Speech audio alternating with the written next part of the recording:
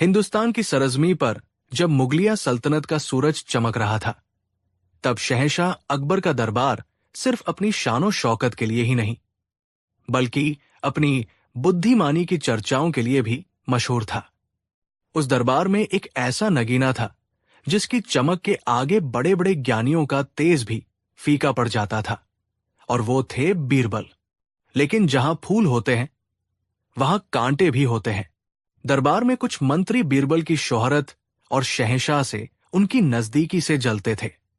वे हर पल इसी ताक में रहते कि कैसे बीरबल को नीचा दिखाया जाए, कैसे उन्हें शहंशाह की नजरों से गिराया जाए। एक दिन दरबार लगा हुआ था, माहौल खुशनुमा था। शहंशाह अकबर अपने दरबारियों की विद्वता पर इतरा रहे थे। अकबर ने गर्व से कहा, हमारे दरबार में एक से बढ़कर एक ज्ञानी और बुद्धिमान लोग हैं। हमें इस बात का फख्र है कि हमारी सल्तनत की नींव इतने काबिल लोगों के कंधों पर टिकी है। ये सुनते ही चापलूस दरबारियों ने तारीफों के पुल बांधने शुरू कर दिए। लेकिन एक दरबारी जो बीरबल से सबसे ज्यादा ईर्ष्या रखता था, हकीम जलालुद्दीन, हाथ जोड़कर खड़ा हुआ। उसने मीठी छुरी जैसी आवाज में कहा, आलम पनाह, आपकी बात 100% सच है। हमारा दरबार ज्ञान का सागर है, और इस सागर के सबसे अनमोल मोती तो हमारे प्रिय मित्र बीरबल है। उनकी बुद्धि का तो कोई सानी ही नहीं।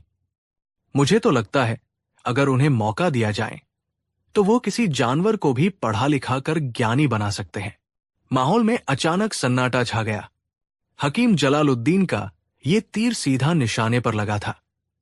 उसने बड़ी चालाकी से बीरबल को एक ऐसी चुनौती के जाल में फंसा दिया था जिससे निकलना नामुमकिन लग रहा था। जानवर को पढ़ाना, ये तो हास्यास्पद और असंभव था। बाकी दरबारी मन ही मन मुस्कुराने लगे। उन्हें लगा आज बीरबल का खेल खत्म। अकबर ने हकीम की ओर देखकर कहा, हकीम साहब, आपकी बात में दम है। अगर हमारा सबसे काबिल मंत्री ये भी नहीं कर सकता तो उसकी काबिलियत ही क्या। फिर अकबर बीरबल की ओर मुड़े। उनकी आंखों में एक चुनौती का भाव था। क्यों बीरबल, क्या तुम इस चुनौती को स्वीकार करते हो? क्या तुम एक जानवर को पढ़ना लिखना सिखा सकते हो? पूरे दरबार की निगाहें अब बीरबल पर थी। हवा में तनाव घुल चुका था। सबको लग रहा था कि बीरबल आज न कह देंगे और उनकी हार हो जाएगी। लेकिन बीरबल तो बीरबल थे। उन्होंने शांत भाव से अपना सिर झुकाया और मुस्कुराते हुए बोले, जहां पनाह, आपका हुक्म सर आंखों पर। मैं इस चुनौती को स्वीकार करता हूं। मैं एक गधे को पढ़ना सिखा सकता हूं। दरबार में कानाफूसी का शोर गूंज उठा। गधे को? ये तो पागलपन है। बीरबल आज बुरी तरह फंसे हैं। ऐसी आवाजें उठने लगी। बीरबल ने न सिर्फ चुनौती स्वीकार की, बल्कि जानवर के रूप में गधे का नाम लेकर इसे और भी मुश्किल बना दिया था। गधा, जिसे मूर्खता का प्रतीक माना जाता है। अकबर भी हैरान थे, पर अब वो पीछे नहीं हट सकते थे। अकबर ने कहा, ठीक है बीरबल, अगर तुम ऐसा कर सकते हो तो साबित करो। लेकिन याद रहे, ये कोई मजाक नहीं है। बीरबल ने गंभीरता से कहा, जहां पनाह, मुझे ये काम करने के लिए कुछ चीजों और थोड़े वक्त की जरूरत होगी। बोलो, तुम्हें क्या चाहिए? अकबर ने पूछा। बीरबल बोले, मुझे एक सेहतमंद गधा, एक बड़ी और मोटी किताब, रहने के लिए एक अलग और शांत जगह, और इस पूरे प्रशिक्षण के खर्च के लिए 5000 सोने की मोहरें चाहिए होंगी। 5000 मोहरों का नाम सुनते ही दरबारियों की आंखें फटी की फटी रह गई। हकीम जलालुद्दीन ने तुरंत आपत्ति जताई। 5000 मोहरें? जहां पनाह, ये तो शाही खजाने की बर्बादी है। एक गधे पर इतनी बड़ी रकम, ये तो बस बहाना बनाकर। बीरबल ने बात काटते हुए कहा, हकीम साहब, ये कोई आम पढ़ाई नहीं है। गधे को इंसान की भाषा और ज्ञान सिखाने के लिए खास तरह की किताबें, खास भोजन और एक विशेष वातावरण बनाना होगा। ये सब खर्च उसी के लिए है। अकबर बीरबल की चतुराई को जानते थे। उन्हें लगा कि इस चुनौती के पीछे जरूर कोई बड़ा खेल है। वो इस खेल को अंत तक देखना चाहते थे। मंजूर है, अकबर ने कहा, तुम्हें तुम्हारी हर चीज मिलेगी, पर तुम्हें कितना वक्त चाहिए? बीरबल ने सोचकर जवाब दिया, हुजूर, गधे का दिमाग इंसानों की तरह तेज नहीं होता। उसे ज्ञान ग्रहण करने में समय लगेगा। मुझे पूरे 6 महीने का वक्त चाहिए। 6 महीने। दरबारियों को यकीन हो गया कि बीरबल बस समय बर्बाद कर रहे हैं। शहंशाह अकबर ने बीरबल की सारी शर्तें मान ली और दरबार बर्खास्त कर दिया। अगले ही दिन से बीरबल अपने काम में लग गए। उन्होंने शहर के सबसे अच्छे गधों में से एक को चुना और उसे लेकर अपने बनाए हुए विद्यालय में आ गए। दरबारियों ने अपने जासूस छोड़ रखे थे, ये देखने के लिए कि आखिर बीरबल करते क्या है। जासूसों ने जो देखा वो बड़ा ही अजीब था। बीरबल हर सुबह गधे को नहलाते, उसे अच्छा खाना खिलाते और फिर एक बड़ी सी किताब उसके सामने रख देते। वो किताब का एक एक पन्ना पलटते और जोर जोर से कुछ पढ़ते, जैसे किसी बच्चे को पढ़ा रहे हों। गधा चुपचाप खड़ा रहता। ये सिलसिला रोज चलता, लेकिन बीरबल की असली तरकीब कुछ और ही थी। वो उस मोटी किताब के हर 2 पन्नों के बीच में चने के कुछ दाने छिपा देते थे। जब वो किताब गधे के सामने रखते, तो गधा दानों की महक सूंघकर अपनी जीभ से पन्नों को पलटने की कोशिश करता। जैसे ही वो एक पन्ना पलटता, उसे खाने के लिए चने मिल जाते। दिन बीते, हफ्ते बीते और फिर महीने। गधे को अब आदत पड़ चुकी थी। उसे समझ आ गया था कि पन्ना पलटने पर उसे इनाम में चने मिलेंगे। अब जैसे ही बीरबल किताब सामने रखते, गधा खुद ब खुद तेजी से एक एक करके पन्ने पलटने लगता। 5 महीने बीत चुके थे। हकीम जलालुद्दीन ने अकबर से कहा, जहांपनाह, बीरबल रोज गधे के सामने बैठकर बस किताब के पन्ने पलटते हैं और शाही खजाने से मिले पैसों से ऐश कर रहे हैं। वो आपको और पूरे दरबार को मूर्ख बना रहे हैं। अकबर ने जवाब दिया, सब्र करो हकीम, हमने 6 महीने का वक्त दिया है। वक्त पूरा होने पर दूध का दूध और पानी का पानी हो जाएगा। उधर बीरबल ने अपनी तैयारी के अंतिम चरण में प्रवेश किया।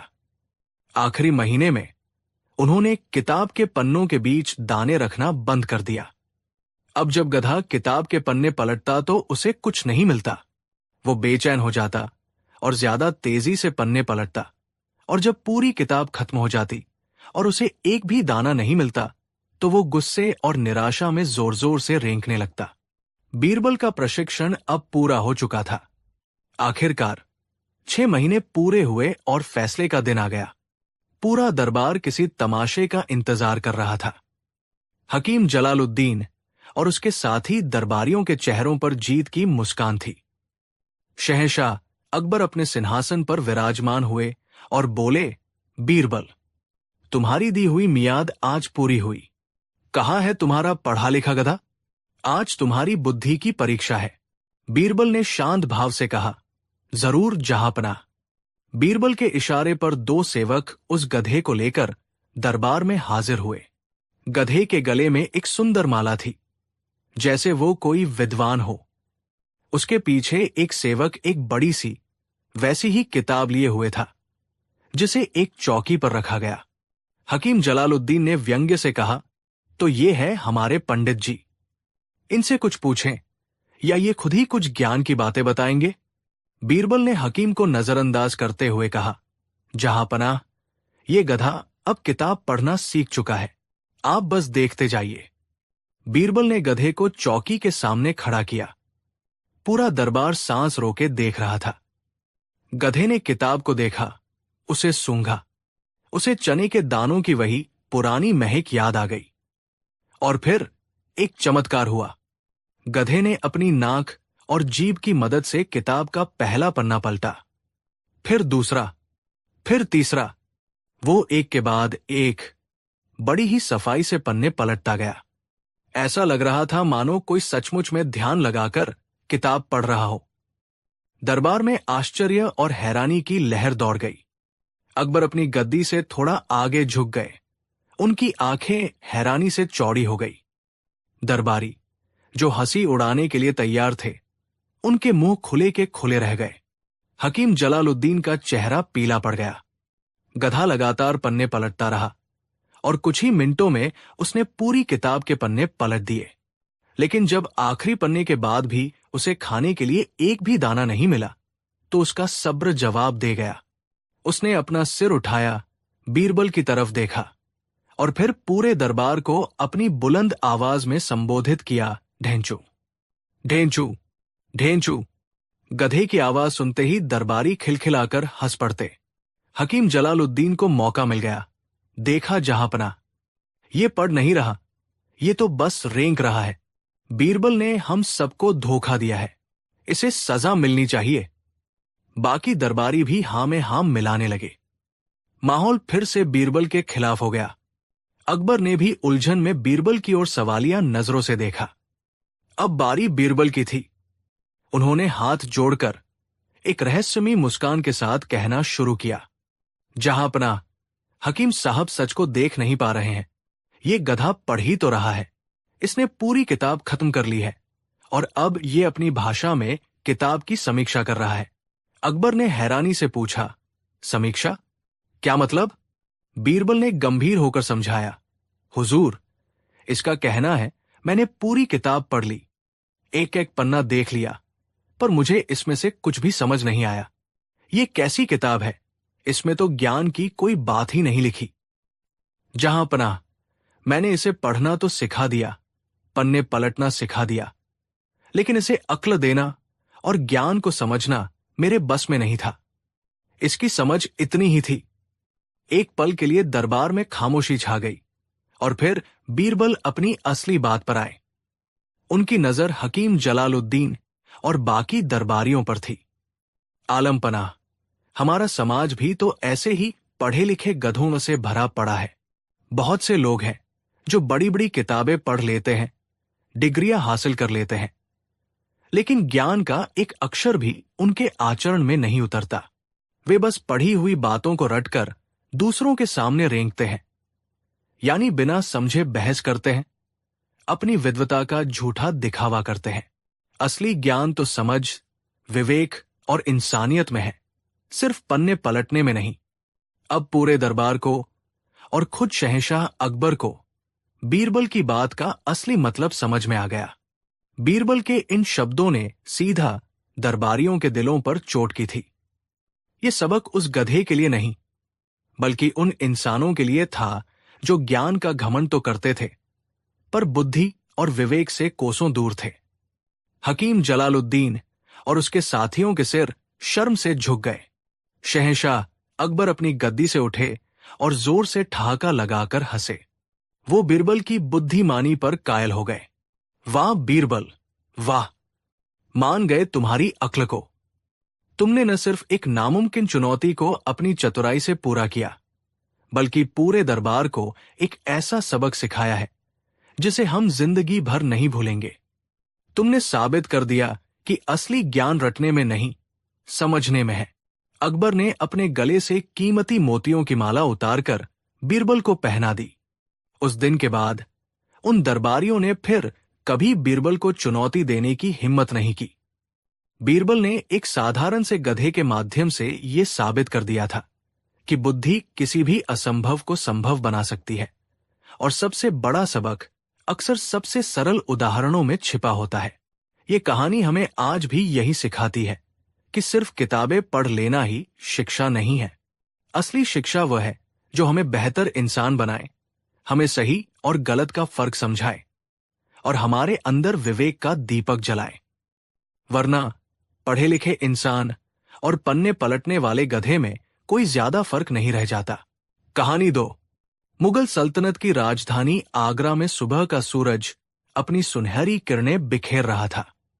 दीवान-ए-आम में शहंशाह जलालुद्दीन मोहम्मद अकबर का दरबार अपनी पूरी भव्यता के साथ सजा हुआ था।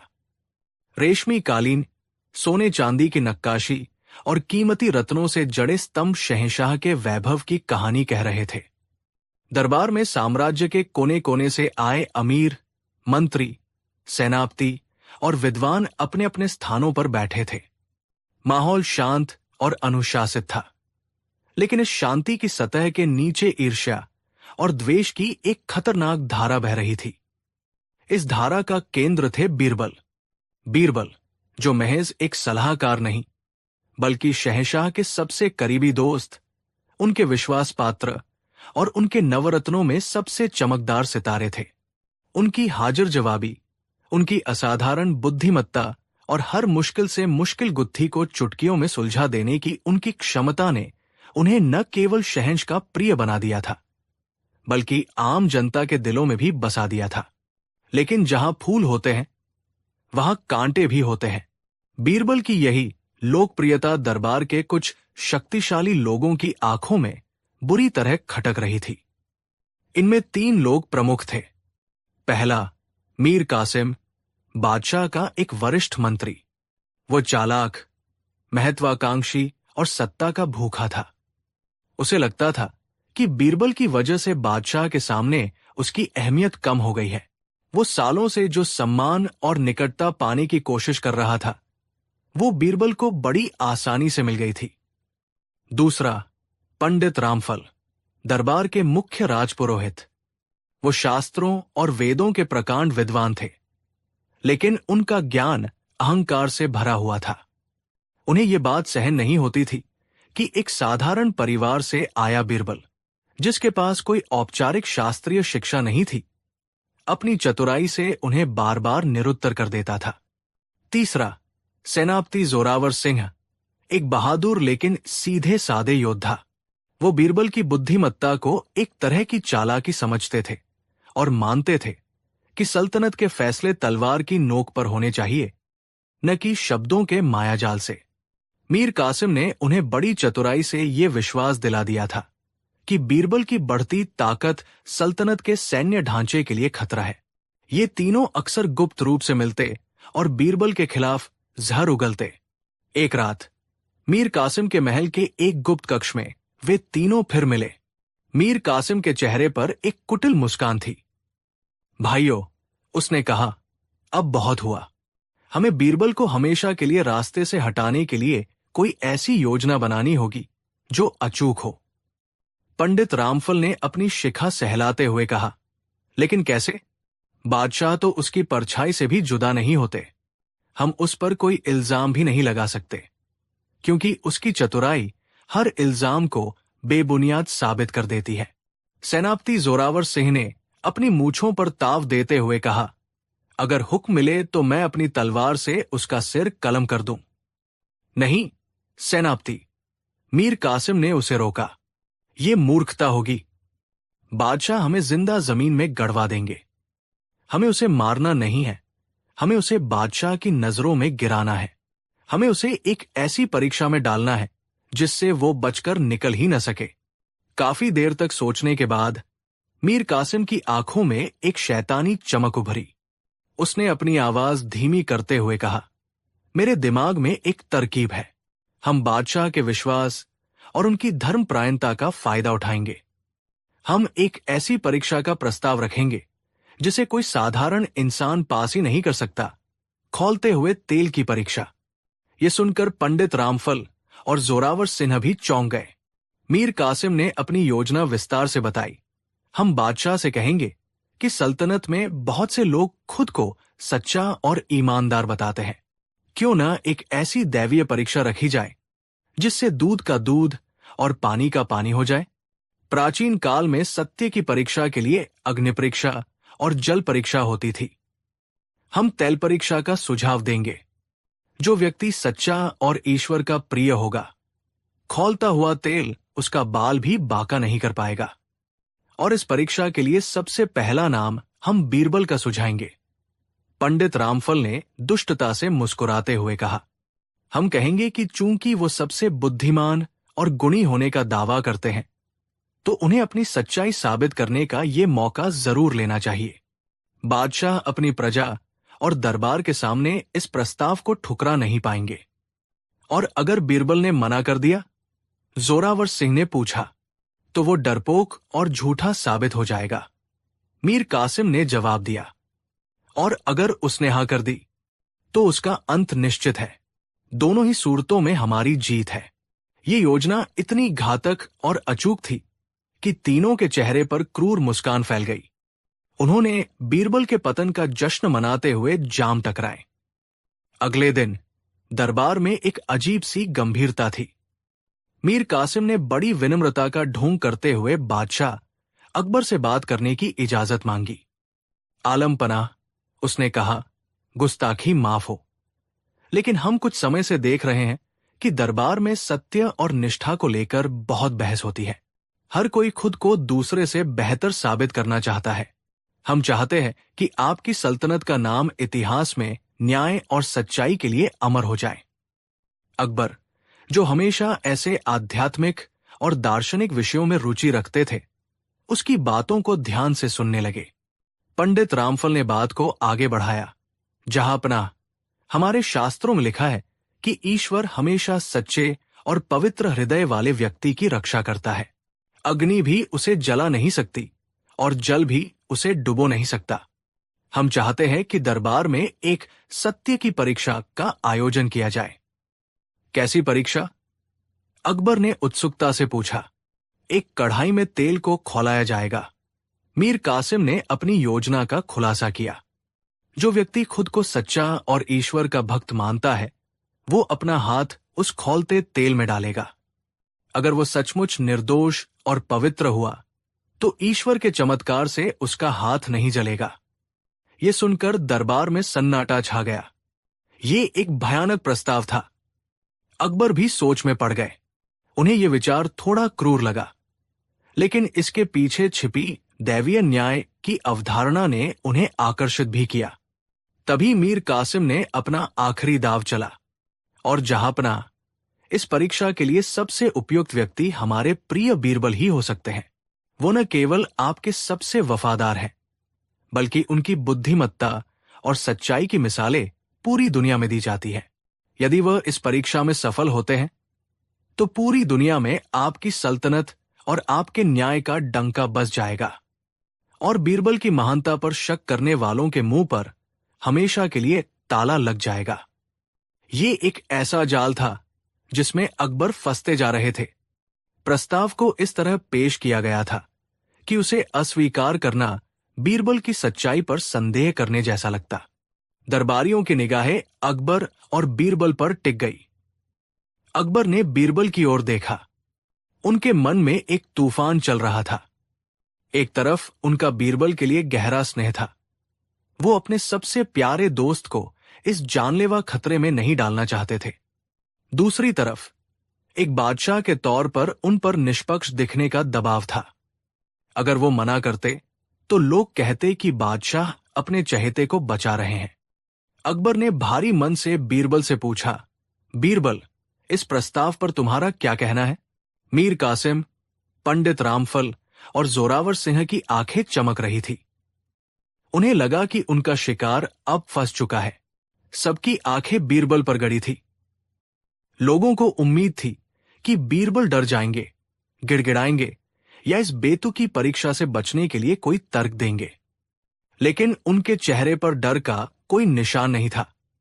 वो अपनी जगह से उठे, बादशाह को सलाम किया और उनके चेहरे पर एक रहस्यमयी मुस्कान थी। आलम पनाह, बीरबल ने शांत और स्थिर आवाज में कहा, मीर कासिम साहब ने बहुत ही नेक प्रस्ताव रखा है। मैं अपनी सच्चाई और आपकी सल्तनत के प्रति अपनी वफादारी साबित करने के लिए किसी भी परीक्षा से गुजरने को तैयार हूं। मुझे ये सत्य की परीक्षा सहर्ष स्वीकार है। ये सुनते ही तीनों षड्यंत्रकारियों के चेहरे खिल उठे। उनकी योजना सफल हो रही थी। अकबर का दिल बैठ गया। उन्हें लगा कि बीरबल ने जल्दबाजी में फैसला ले लिया है, लेकिन बीरबल अभी चुप नहीं हुए थे। उन्होंने अपनी बात आगे बढ़ाई। लेकिन जहांपनाह, मेरी एक छोटी सी शर्त है। कैसी शर्त? अकबर ने कुछ उम्मीद के साथ पूछा। बीरबल ने मीर कासिम, पंडित रामफल और जोरावर सिंह की ओर देखते हुए कहा, यह परीक्षा दरबार के सबसे सच्चे और गुणी व्यक्ति को खोजने के लिए है। मैं तो एक साधारण सा सेवक हूं। मुझसे कहीं ज्यादा गुणी, ज्ञानी और ईश्वर के करीब तो हमारे ये वरिष्ठ मंत्रीगण हैं। मीर कासिम साहब अपनी ईमानदारी के लिए जाने जाते हैं। पंडित रामफल जी तो धर्म और शास्त्रों के ज्ञाता है, और सेनापति जोरावर सिंह जी अपनी निडरता और सच्चाई के लिए प्रसिद्ध है। बीरबल ने एक पल रुककर दरबार में नजर दौड़ाई और फिर कहा, मैं तो पापी हूं, हो सकता है मेरा हाथ जल जाए, लेकिन अगर मुझसे पहले ये तीनों महानुभाव इस परीक्षा को सफलतापूर्वक पास कर लेते हैं तो मुझे यकीन हो जाएगा कि ईश्वर सच में अपने भक्तों की रक्षा करता है। उनके इस चमत्कार को देखकर मेरा आत्मविश्वास बढ़ जाएगा और मैं खुशी खुशी खौलते तेल में हाथ डाल दूंगा। उन्होंने अपनी बात का सार प्रस्तुत करते हुए कहा, तो मेरी शर्त बस इतनी है कि इस परीक्षा की शुरुआत मुझसे नहीं, बल्कि इस नेक विचार को प्रस्तावित करने वाले इन तीन महानुभावों से की जाए। आखिर जो दूसरों के लिए सच्चाई का इतना ऊंचा मापदंड तय कर रहा है, उसे पहले खुद तो उस पर खरा उतरना ही चाहिए। बीरबल का यह दाव एक ब्रह्मास्त्र की तरह था। उसने पूरी बाजी ही पलट दी थी। जो गड्ढा उन्होंने बीरबल के लिए खोदा था, अब वे खुद उसी में गिरने की कगार पर थे। मीर कासिम, पंडित रामफल और जोरावर सिंह के चेहरे का रंग उड़ गया। उनके गले सूख गए और माथे पर पसीने की बूंदें उभर आई। वे सपने में भी नहीं सोच सकते थे कि बीरबल उनकी ही चाल को उन पर इस तरह उल्टा कर देंगे। शहंशाह अकबर को बीरबल की इस चतुराई पर हंसी आ गई। उनका सारा डर और चिंता दूर हो गई। उन्होंने अपनी हंसी को बड़ी मुश्किल से रोकते हुए गंभीर चेहरा बनाया और कहा, बीरबल की शर्त में बहुत दम है। ये तो न्याय का तकाजा है। जो परीक्षा का प्रस्तावक है उसे ही उसकी शुरुआत करनी चाहिए। हमें बीरबल की ये शर्त मंजूर है। परीक्षा के लिए अगले दिन का समय तय किया गया। आगरा के किले के एक बड़े चौक में इसका आयोजन किया गया। खबर पूरे शहर में फैल चुकी थी और हजारों लोगों की भीड़ ये अनोखा चमत्कार देखने के लिए जमा हो गई थी। चौक के बीचों बीच एक विशाल लोहे की कढ़ाई रखी गई थी, जिसके नीचे लकड़ियों का ढेर लगाकर आग जला दी गई थी। लकड़ियां धधक रही थी और कढ़ाई में भरा सरसों का तेल उबल रहा था। उससे उठती गर्म भाप और तेल के खौलने की छनछनाती आवाज दूर तक सुनाई दे रही थी और देखने वालों के दिलों में दहशत पैदा कर रही थी। शहंशाह अकबर अपने शाही मंच पर विराजमान थे। बीरबल शांत भाव से उनके पास खड़े थे। दूसरी तरफ तीनों षड्यंत्रकारियों की हालत बेहद खराब थी। रात भर उन्हें नींद नहीं आई थी। मौत उनके सामने नाच रही थी। मीर कासिम का चालाक दिमाग काम करना बंद कर चुका था। पंडित रामफल अपने सारे श्लोक और मंत्र भूल चुके थे और बहादुर सेनापति जोरावर सिन्हा के पैर किसी कायर की तरह कांप रहे थे। अकबर ने अपनी बुलंद आवाज में घोषणा की, सत्य की परीक्षा का समय आ गया है। जैसा कि तय हुआ था, इस परीक्षा की शुरुआत मंत्री मीर कासिम करेंगे। सिपाहियों ने मीर कासिम को पकड़कर खौलते तेल की कढ़ाई के पास लाकर खड़ा कर दिया। तेल की भयानक गर्मी से उसका चेहरा झुलसने लगा। उसने कांपते हुए बादशाह की ओर देखा। उसकी आंखों में मौत का खौफ साफ दिख रहा था। जहां पनाह, मुझ पर रहम करे। वो गिड़गिड़ाया, मैं इस परीक्षा के लायक नहीं हूं। मैं एक साधारण इंसान हूं। मुझ में कोई दैवीय शक्ति नहीं है। लेकिन कल तो तुम बड़े विश्वास से कह रहे थे कि ईश्वर सच्चों की रक्षा करता है। अकबर ने कठोरता से कहा, क्या तुम्हें अपनी सच्चाई पर भरोसा नहीं है? मीर कासिम के पास कोई जवाब नहीं था। वो समझ गया कि अब बचने का कोई रास्ता नहीं है। तभी बीरबल ने आगे बढ़कर कहा, आलम पनाह, शायद मीर साहब को अकेले डर लग रहा है। पंडित जी और सेनापति जी को भी इनके पास बुला लिया जाए। तीनों साथ मिलकर अपनी सच्चाई का प्रमाण देंगे तो हिम्मत बनी रहेगी। ये सुनकर पंडित रामफल और जोरावर सिन्हा भी कांपने लगे। सिपाहियों ने उन्हें भी घसीटकर कढ़ाई के पास खड़ा कर दिया। अब मौत उन तीनों के सामने खड़ी थी। खौलता हुआ तेल उन्हें अपनी ओर बुला रहा था। इस असहनीय डर ने उनके अंदर के सारे राज उगलवा दिए। अब और बर्दाश्त करना असंभव था। मीर कासिम जोर जोर से रोता हुआ बादशाह के कदमों में गिर पड़ा। मुझे माफ कर दीजिए जहांपनाह, ये सब एक साजिश थी, एक झूठ था। पंडित रामफल और जोरावर सिन्हा भी उसके साथ जमीन पर गिरकर माफी मांगने लगे। कैसी साजिश? अकबर ने गरज कर पूछा। मीर कासिम ने रोते हुए सारी सच्चाई उगल दी। उसने बताया कि कैसे वे तीनों बीरबल की लोकप्रियता से जलते थे और उसे रास्ते से हटाने के लिए उन्होंने ये जानलेवा योजना बनाई थी। उन्होंने अपना हर गुनाह, हर साजिश, हर झूठ कबूल कर लिया। पूरा दरबार और वहां मौजूद जनता ये सुनकर सन्न रह गई। शहंशाह अकबर का चेहरा गुस्से से लाल हो गया।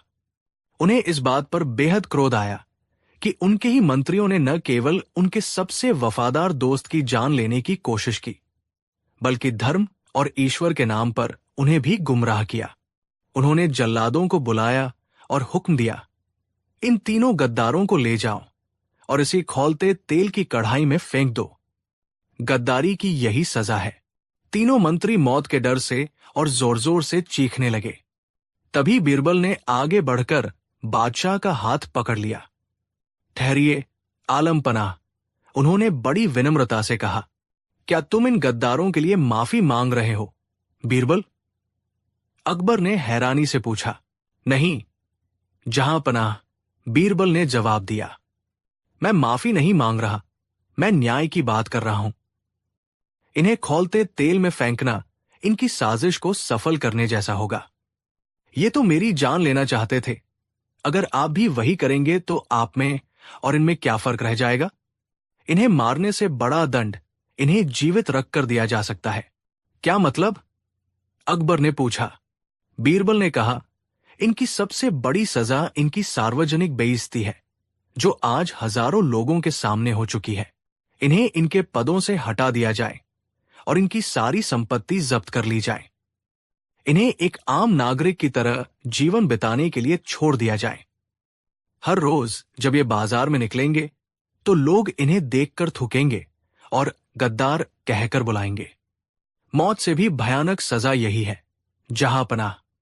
एक ऐसी सजा जो इन्हें हर पल अपने गुनाह का एहसास दिलाएगी। बीरबल की इस बात में इतनी गहराई और बुद्धिमत्ता थी कि अकबर का गुस्सा शांत हो गया। उन्होंने महसूस किया कि बीरबल न केवल बुद्धिमान है, बल्कि उनका हृदय भी बहुत विशाल है। उन्होंने बीरबल की सलाह मानते हुए फैसला सुनाया। तीनों को उनके पदों से बर्खास्त कर दिया गया और उनकी संपत्ति जब्त करके गरीबों में बांट दी गई। उन्हें अपमानित करके शहर में रहने के लिए छोड़ दिया गया। जब सब शांत हो गया तो अकबर ने बीरबल को गले लगा लिया।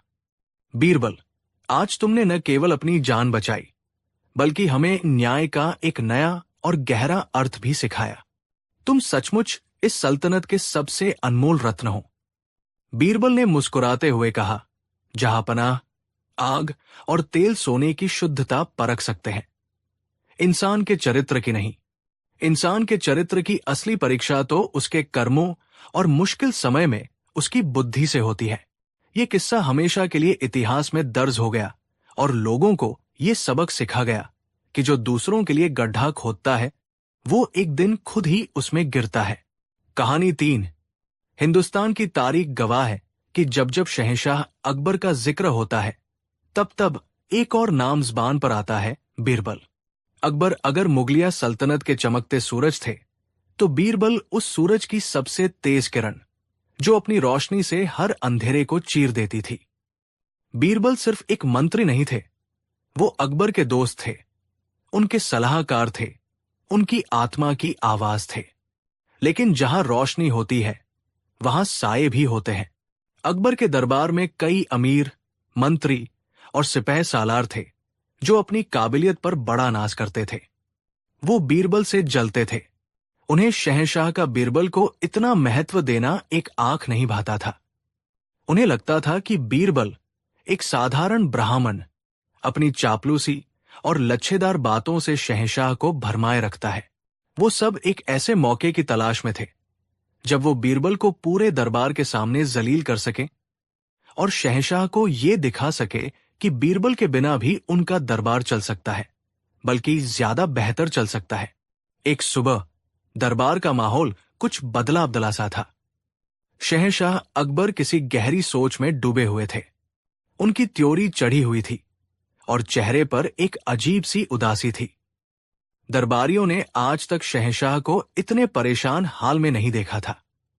किसी की हिम्मत नहीं हो रही थी कि उनसे उनकी परेशानी का सबब पूछे। काफी देर की खामोशी के बाद शहंशाह अकबर ने एक गहरी सांस ली और अपनी भारी आवाज में बोले, आज हम बहुत परेशान हैं। कल रात हमने एक ख्वाब देखा और उस ख्वाब ने हमारी नींद उड़ा दी है। ये सुनते ही दरबार में एक हरकत सी हुई। सभी दरबारी चौकन्ने हो गए। शहंशाह ने आगे कहा, हमने ख्वाब में देखा कि हमारे यानी शहंशाहैंद के मुंह के सारे दांत एक एक करके टूट गए सिवाय एक के। ये सुनकर दरबारी एक दूसरे का मुंह ताकने लगे। भला ये कैसा अजीब और मनहूस सपना था। अकबर ने अपनी परेशान आवाज में पूछा, आप सब इस सल्तनत के सबसे ज्ञानी और समझदार लोग हैं। कोई हमें इस ख्वाब का मतलब बता सकता है? इस अशुभ सपने का हमारी जिंदगी और हमारी सल्तनत पर क्या असर पड़ेगा? अब दरबारियों को अपना सुनहरा मौका नजर आया। बीरबल उस दिन किसी जरूरी काम से दरबार में मौजूद नहीं थे। दरबारियों ने सोचा, आज बीरबल यहां नहीं है। यही सही वक्त है शहंशाह को अपनी काबिलियत दिखाने का और यह साबित करने का कि वो बीरबल से कम नहीं है। सबसे पहले दरबार के मुख्य ज्योतिषी पंडित भानु प्रताप अपनी जगह से उठे। उन्हें अपनी ज्योतिष विद्या पर बड़ा घमंड था। उन्होंने गंभीर और दुखद आवाज में कहा, आलम पनाह, ये सपना तो बहुत ही अशुभ है। ज्योतिष शास्त्र के अनुसार सपने में दांतों का टूटना परिवार पर आने वाली बहुत बड़ी विपत्ति का संकेत होता है। अकबर का चेहरा और गंभीर हो गया। विपत्ति? कैसी विपत्ति? साफ साफ कहो। पंडित भानु प्रताप ने डरते डरते कहा, गुस्ताखी माफ जहांपनाह, पर सपने का अर्थ है कि आपके सारे रिश्तेदार, आपके सारे अजीज एक एक करके आपके सामने ही इस दुनिया से रुखसत हो जाएंगे और अंत में आप बिल्कुल अकेले रह जाएंगे। ये व्याख्या सुनते ही अकबर आगब बुला हो गए। वो पहले ही परेशान थे और इस मनहूस भविष्यवाणी ने उनके जख्मों पर नमक छिड़क दिया था। खामोश, शहंशाह दहाड़े, तुम्हारी ये हिम्मत कैसे हुई हमारे सामने ऐसी मनहूस बात करने की? क्या तुम चाहते हो कि हम जीते जी अपने अजीजों का मातम मनाएं? इससे पहले कि पंडित भानु प्रताप कुछ कह पाते, एक और मंत्री हकीम नूरुद्दीन खड़े हुए। उन्होंने चापलूसी भरी आवाज में कहा, जहांपनाह, पंडित जी शायद थोड़े कठोर हो गए, लेकिन बात का सार यही है। सपने में दांतों का गिरना अपनों से बिछड़ने का ही प्रतीक है। ये एक चेतावनी है कि सल्तनत पर कोई भारी संकट आने वाला है। एक के बाद एक कई दरबारी उठे। सबने अपनी अपनी समझ के हिसाब से सपने की व्याख्या की, लेकिन हर व्याख्या का अंत एक ही था, मनहूसियत, अकेलापन और सल्तनत पर आने वाला संकट। हर एक व्याख्या शहंशाह अकबर के दिल में एक तीर की तरह चुभ रही थी। वो जिन्हें अपनी सल्तनत का स्तंभ समझते थे, वो आज उन्हें दिलासा देने के बजाय उनके डर को और बढ़ा रहे थे। उनका गुस्सा 7वें आसमान पर पहुंच गया। अकबर चीख कर बोले, बस, बहुत हो गया। तुम सब के सब मनहूस हो। तुम लोग ज्ञानी नहीं, बल्कि हमारे दुख में मजा लेने वाले गिद्ध हो। सिपाहियों, इन सबको ले जाकर कालकोठरी में डाल दो। इनकी ज़बानें सिर्फ जहर उगलना जानती है। हुक्म मिलते ही सिपाही आगे बढ़े और उन सभी दरबारियों को पकड़कर ले जाने लगे जिन्होंने सपने की व्याख्या की थी। दरबार में हड़कंप मच गया। ठीक उसी वक्त बीरबल दरबार में दाखिल हुए। उन्होंने दरबार का नक्शा देखा तो हैरान रह गए। शहंशाह गुस्से में लाल पीले हो रहे थे। कुछ मंत्री सहमे हुए कोनों में खड़े थे और कुछ को सिपाही घसीटते हुए ले जा रहे थे। बीरबल ने एक मंत्री से धीरे से पूछा, माजरा क्या है? जहांपनाह इतने गुस्से में क्यों है? मंत्री ने डरते डरते पूरी कहानी बीरबल को बता दी। सारी बात सुनकर बीरबल के चेहरे पर एक हल्की सी मुस्कान आई। वो सीधे शहंशाह अकबर के पास पहुंचे और अदब से झुके। उन्होंने शांत और मीठी आवाज में कहा, आलम पनाह, क्या मैं आपकी परेशानी का कारण जान सकता हूं? अकबर ने गुस्से में बीरबल की तरफ देखा। तुम कहाँ थे बीरबल? देखो, तुम्हारे न होने पर इन मनहूसों ने क्या गुल खिलाया है। इन्होंने हमारे एक ख्वाब को हमारे लिए एक भयानक हकीकत बना दिया है। अकबर ने अपना सपना एक बार फिर बीरबल को सुनाया। बीरबल ने पूरा सपना बड़े ध्यान से सुना। उनके चेहरे पर न कोई डर था, न कोई चिंता। सपना सुनने के बाद वह मुस्कुराए। उनकी मुस्कान देखकर अकबर को और गुस्सा आ गया। अकबर झल्लाकर बोले, तुम मुस्कुरा रहे हो बीरबल, क्या तुम्हें हमारी परेशानी में मजा आ रहा है? बीरबल ने हाथ जोड़कर कहा, नहीं जहांपनाह, मैं तो आपकी किस्म इजहार पर मुस्कुरा रहा हूं। मैं तो इस बात पर खुश हो रहा हूं कि खुदा ने आपको कितना बड़ा तोहफा दिया है। जहांपनाह, यह सपना अशुभ नहीं, बल्कि इस दुनिया का सबसे मुबारक ख्वाब है। आपको तो जश्न मनाना चाहिए। अकबर हैरानी से बोले, मुबारक? जश्न? ये तुम क्या कह रहे हो बीरबल? क्या तुम पागल हो गए हो?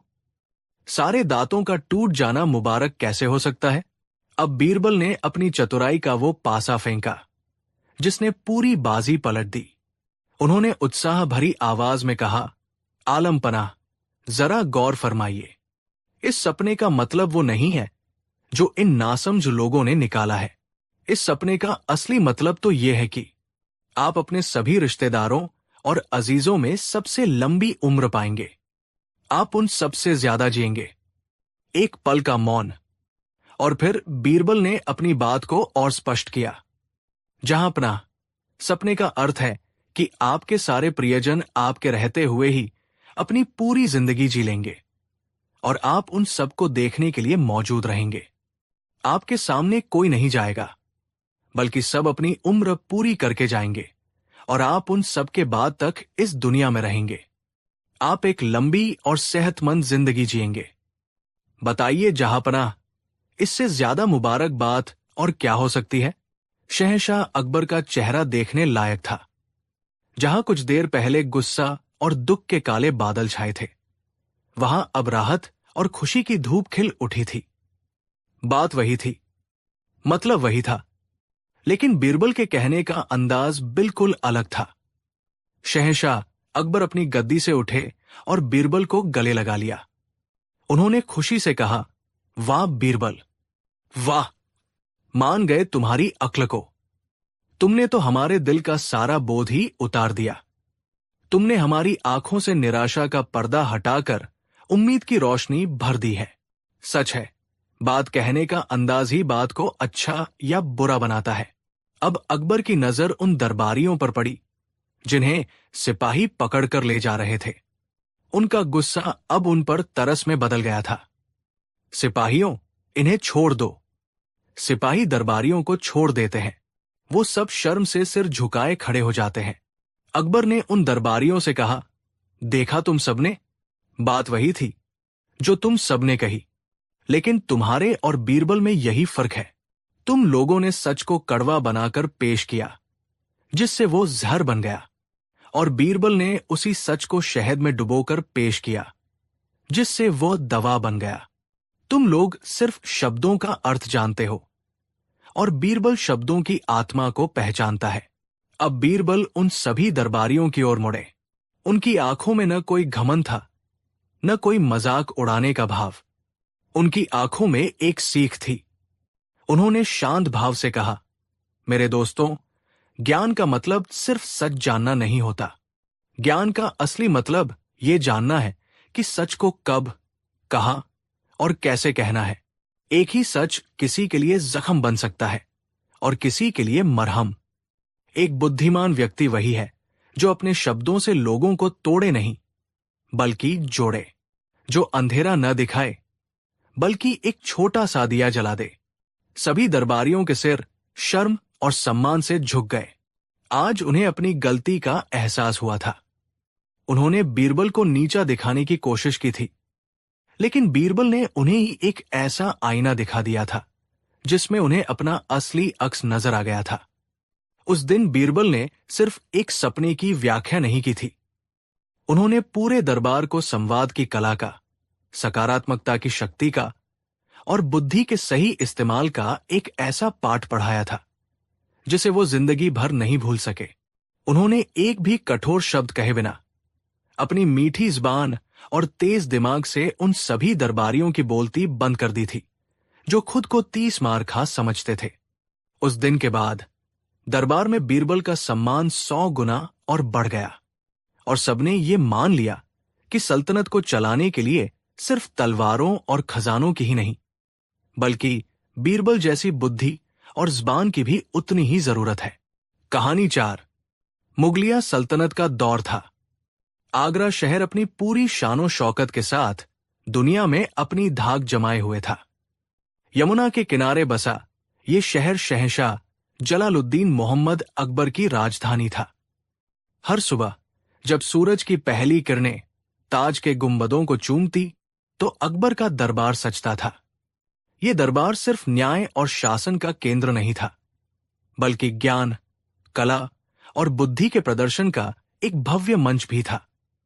और इस मंच के सबसे चमकदार सितारे थे बीरबल, एक ऐसा व्यक्ति जिसकी हाजिर जवाबी और बुद्धिमानी के किस्से सरहदों के पार तक मशहूर थे। शहंशाह अकबर को बीरबल पर अटूट विश्वास था और यही विश्वास दरबार के कुछ अमीरों और मंत्रियों की आंखों में कांटे की तरह चुभता था। उन्हें लगता था कि बीरबल सिर्फ बातों के धनी हैं और शहंशाह को अपनी मीठी मीठी बातों में उलझा कर रखते हैं। इन जलने वालों में सबसे आगे थे इनायत खान, शाही खजांची। इनायत खान को अपने पद का, अपनी समझ का और अपने काम का बड़ा घमंड था। वो हर चीज को नंबरों और हिसाब किताब की तराजू में तौलते थे। उनके लिए दुनिया में हर चीज गिनी जा सकती थी, मापी जा सकती थी, और जो चीज गिनी न जा सके वो व्यर्थ थी। बीरबल की दार्शनिक बातें और चतुराई भरे जवाब उन्हें हवा हवाई लगते थे। वो एक ऐसे मौके की तलाश में थे जब वो बीरबल को शहंशाह और पूरे दरबार के सामने गलत साबित कर सकें, ये दिखा सके कि बीरबल की बुद्धि की भी एक सीमा है। एक दिन दरबार अपने पूरे शबाब पर था। मौसम खुशनुमा था और शहंशाह अकबर का मिजाज भी। बातों बातों में जिक्र छिड़ा सल्तनत के संसाधनों का। एक मंत्री ने कहा, आलम पनाह, आपकी सल्तनत में दौलत की कोई कमी नहीं। खजाने सोने चांदी से भरे हैं, जमीनें सोना उगलती है और नदियां पानी के रूप में अमृत बहाती है। बस इनायत खान को अपना मौका मिल गया। वो अपनी जगह से उठे और अदब से झुककर बोले, जहांपनाह, मंत्री जी ने बिल्कुल दुरुस्त फरमाया। हमारी सल्तनत में हर चीज बेशुमार है, लेकिन क्या हम अपनी हर चीज की सही गिनती जानते हैं?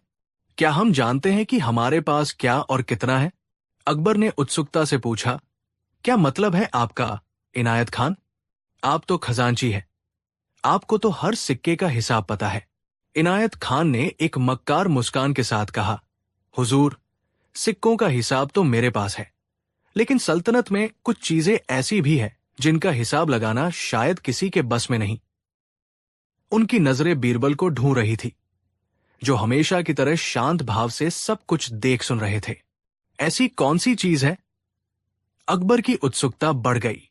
इनायत खान ने अपना पासा फेंका, जहांपनाह, हमारे शाही बाग के पास जो पुराना कुआं है, क्या कोई बता सकता है कि उसमें ठीक ठीक कितनी बाल्टियां पानी है?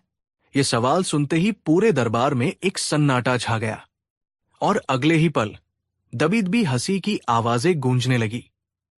ये कैसा बेतुका सवाल था? कुएं में पानी की गिनती बाल्टियों से? ये तो असंभव था। पानी तो घटता बढ़ता रहता है। कोई एक बाल्टी निकालेगा तो पानी कम हो जाएगा और जमीन से पानी रिसकर आएगा तो बढ़ जाएगा। इनायत खान की आंखों में जीत की चमक थी। उन्होंने एक ऐसा सवाल पूछा था जिसका कोई सटीक जवाब नहीं हो सकता था। वो जानते थे कि बीरबल या तो चुप रह जाएंगे या कोई गोलमोल जवाब देंगे, और दोनों ही सूरतों में उनकी हार होगी। अकबर भी इस सवाल की बेतुकी पर मुस्कुराए, लेकिन फिर उनकी पारखी नजरें बीरबल पर जा टिकी। वो जानते थे कि अगर इस दुनिया में कोई इस असंभव सवाल का जवाब दे सकता है तो वो बीरबल ही है। उन्होंने चुनौती भरे लहजे में पूछा, क्यों बीरबल, क्या आपके पास है इनायत खान के इस सवाल का कोई जवाब? क्या तुम बता सकते हो कि उस कुएं में कितनी बाल्टियां पानी है। पूरा दरबार अब बीरबल की ओर देख रहा था। इनायत खान और उनके साथी मंत्री व्यंग्य से मुस्कुरा रहे थे। उन्हें लगा आज बीरबल का सारा तिलिस्म टूट जाएगा। बीरबल अपनी जगह से उठे। उन्होंने शहंशाह को सलाम किया और फिर इनायत खान की आंखों में आंखें डालकर देखा। बीरबल ने शांत और दृढ़ आवाज में कहा, आलम पनाह, सवाल जितना अजीब है उतना ही दिलचस्प भी। मैं इस सवाल का जवाब जरूर दूंगा, लेकिन यह कोई मामूली गिनती नहीं है। मुझे इसके लिए थोड़ा वक्त और कुछ संसाधन चाहिए होंगे। ये सुनते ही इनायत खान जोर से हंसे। वक्त? संसाधन? अरे बीरबल, साफ साफ कहो कि तुम्हें जवाब नहीं पता। अब तुम बहाने बना रहे हो। बीरबल ने उनकी बात को अनसुना करते हुए शहंशाह से कहा, हुजूर, ये एक वैज्ञानिक गणना का विषय है। मुझे कुएं के पानी के स्तर, जमीन से आने वाले पानी की गति और पानी के उपयोग का अध्ययन करना होगा। इसके लिए मुझे 7 दिन का समय चाहिए। 7 दिन? दरबार में कानाफूसी शुरू हो गई। सबको लगा कि बीरबल सिर्फ अपनी हार को टाल रहे हैं। अकबर को भी थोड़ा आश्चर्य हुआ, लेकिन वो बीरबल की काबिलियत पर शक नहीं करना चाहते थे। ठीक है बीरबल, अकबर ने कहा, तुम्हें 7 दिन का समय दिया जाता है। 7 दिन बाद इसी दरबार में तुम्हें अपना जवाब पेश करना होगा। याद रहे, अगर तुम नाकाम हुए तो इनायत खान सही साबित होंगे और तुम्हें अपनी हार माननी होगी। जो हुक्म जहांपनाह, कहकर बीरबल अपनी जगह पर बैठ गए। इनायत खान की खुशी का ठिकाना नहीं था। उन्होंने अपने दोस्तों से कहा, देखना, 7 दिन बाद ये कोई मनगढ़ंत कहानी लेकर आएगा। इसकी सारी होशियारी धरी की धरी रह जाएगी। अगले दिन से बीरबल का अजीबोगरीब अनुसंधान शुरू हुआ। पूरा आगरा शहर इस अनोखी चुनौती के बारे में बात कर रहा था। इनायत खान ने अपने जासूस बीरबल के पीछे लगा दिए थे, ये देखने के लिए कि वो आखिर करते क्या है। जासूसों ने जो देखा वो उनकी समझ से परे था। बीरबल पहले दिन सुबह सुबह उस कुएं पर पहुंचे। उन्होंने पानी निकालने के लिए बाल्टी या रस्सी का इस्तेमाल नहीं किया। वो बस घंटों तक कुएं के किनारे बैठे रहे और चुपचाप पानी को देखते रहे। फिर वो उन पनिहारिनों से बातें करने लगे जो वहां पानी भरने आती थी। वो उनसे पूछते, तुम दिन में कितनी बार पानी भरती हो? तुम्हारी बाल्टी कितनी बड़ी है? क्या गर्मियों में पानी का स्तर कम हो जाता है? दूसरे दिन बीरबल धोबियों के पास पहुंचे जो कुएं के पास कपड़े धोते थे। उन्होंने उनसे भी घंटों बातें की। तीसरे दिन उन्होंने बाग के माली से पूछा कि वो पौधों को सींचने के लिए कितना पानी इस्तेमाल करता है। चौथे दिन वो बस कुएं में छोटे छोटे कंकड़ फेंकते रहे और उनकी आवाज सुनते रहे। इनायत खान तक जब ये खबरें पहुंची तो वो हंस हंस कर लोटपोट हो गए। मैंने कहा था ना, ये आदमी पागल हो गया है। कुएं में बाल्टियों की गिनती करने के बजाय वो लोगों से गपशप कर रहा है। वो बस समय बर्बाद कर रहा है। उन्होंने शहंशाह के कान भरने शुरू कर दिए। देखिए जहांपनाह, बीरबल शाही वक्त और आपकी दी हुई मोहलत का मजाक बना रहे हैं। लेकिन अकबर ने कहा, इंतजार करो इनायत खान, 7वें दिन का इंतजार करो। छठे दिन कुछ और भी अजीब हुआ। बीरबल ने शाही खजाने से एक बहुत बड़ी बाल्टी और एक बहुत छोटी लोटे के आकार की बाल्टी मंगवाई। वो दोनों बाल्टियों को लेकर कुएं पर गए और बस उन्हें देखते रहे। उन्होंने एक बूंद पानी भी नहीं निकाला। ये देखकर जासूसों का सिर चकरा गया। 7वां दिन आ गया, फैसले का दिन। दरबार खचाखच भरा हुआ था। आगरा के आम लोग भी इस अनोखे फैसले को सुनने के लिए महल के बाहर जमा थे। इनायत खान और उनके साथी आत्मविश्वास से भरे हुए थे। उन्हें पूरा यकीन था कि आज बीरबल की सार्वजनिक रूप से बेइज्जती होगी। शहंशाह अकबर सिंहासन पर विराजमान हुए। उनकी नजरें सीधी बीरबल पर थी। बीरबल, शहंशाह की आवाज में गंभीरता थी, तुम्हारी मोहलत खत्म हुई। पूरा दरबार और पूरी सल्तनत तुम्हारे जवाब का इंतजार कर रही है। बताओ, उस कुएं में कितनी बाल्टियां पानी है? बीरबल आगे आए। उनके चेहरे पर न कोई घबराहट थी न कोई चिंता, बस एक शांत मुस्कान थी। जहांपना, मैंने इन 7 दिनों में बड़ी मेहनत से उस कुएं का अध्ययन किया है और मैं अपने निष्कर्ष पर पहुंच चुका हूं। इनायत खान ने तंज कसा, तो बताइए महाशय, आपकी 7 दिनों की गपशप का क्या निष्कर्ष निकला? कितनी बाल्टियां हैं? 100, 1000 या लाख? बीरबल इनायत खान की ओर मुड़े और कहा, खजांची जी, आपका सवाल जितना सरल लगता है उतना है नहीं।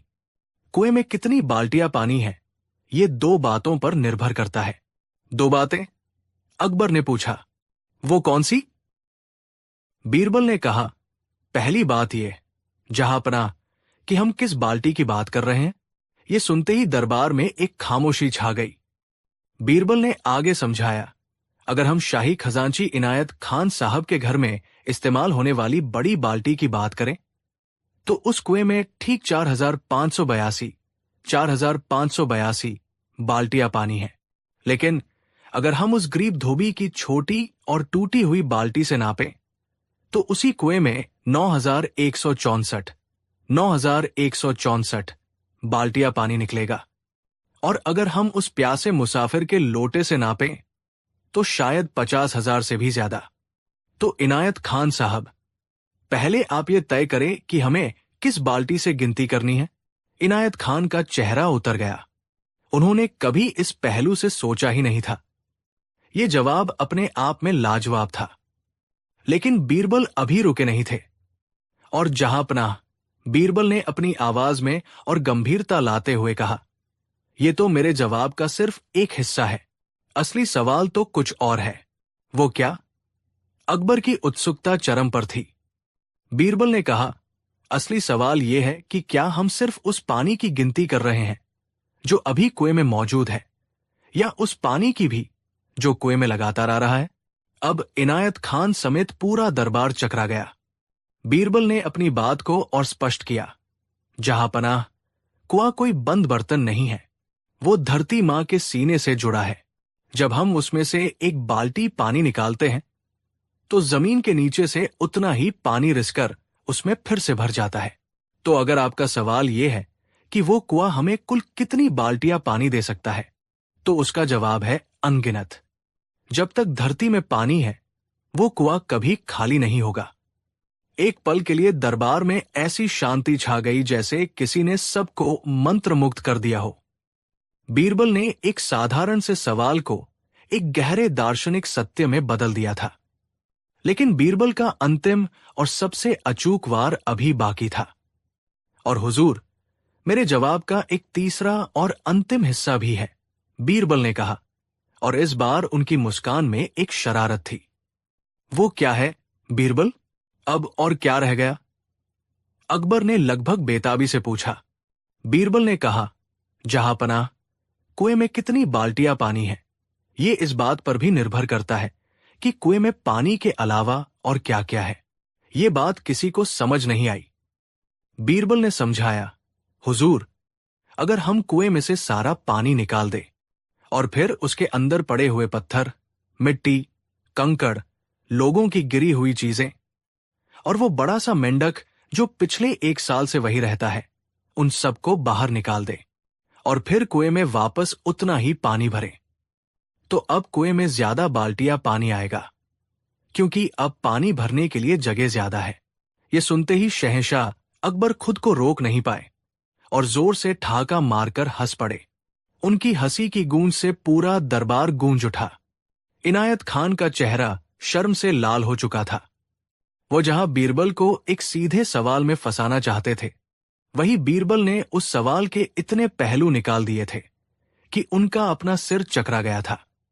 बीरबल ने अपनी बात समाप्त करते हुए कहा, तो जहांपनाह, आपके सवाल का कोई एक जवाब नहीं है। जवाब इस पर निर्भर करता है कि आपकी बाल्टी कितनी बड़ी है।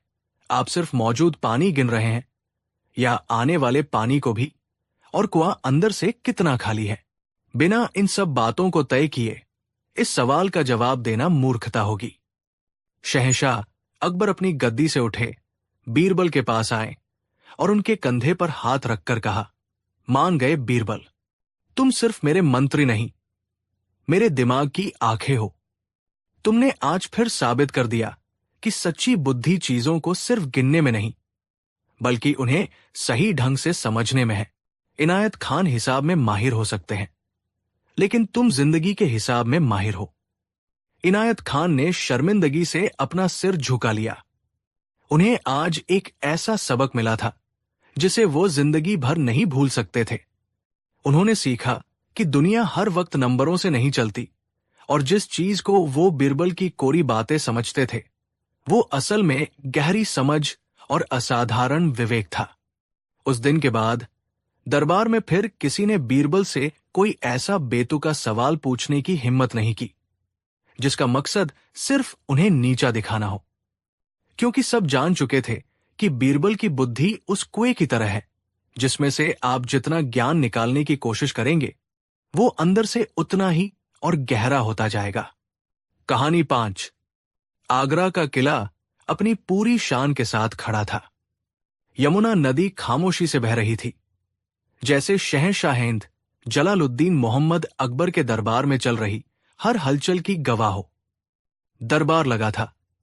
रेशम और मखमल के पर्दों से छनकर आती रोशनी नवरत्नों के ताज में जड़े हीरों पर पड़कर पूरे दीवान खास को रोशन कर रही थी।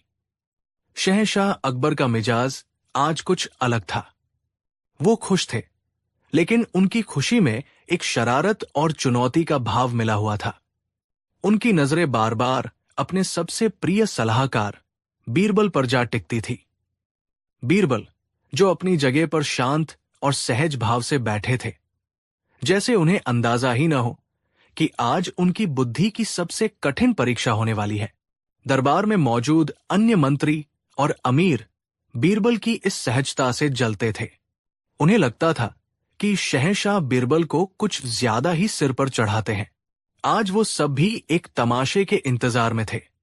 अकबर ने अपनी गद्दी पर तनकर बैठते हुए अपनी भारी आवाज में कहा, आज हमारे मन में एक सवाल कौंध रहा है, एक ऐसा सवाल जो इस सल्तनत की नींव से जुड़ा है। पूरा दरबार एकदम शांत हो गया।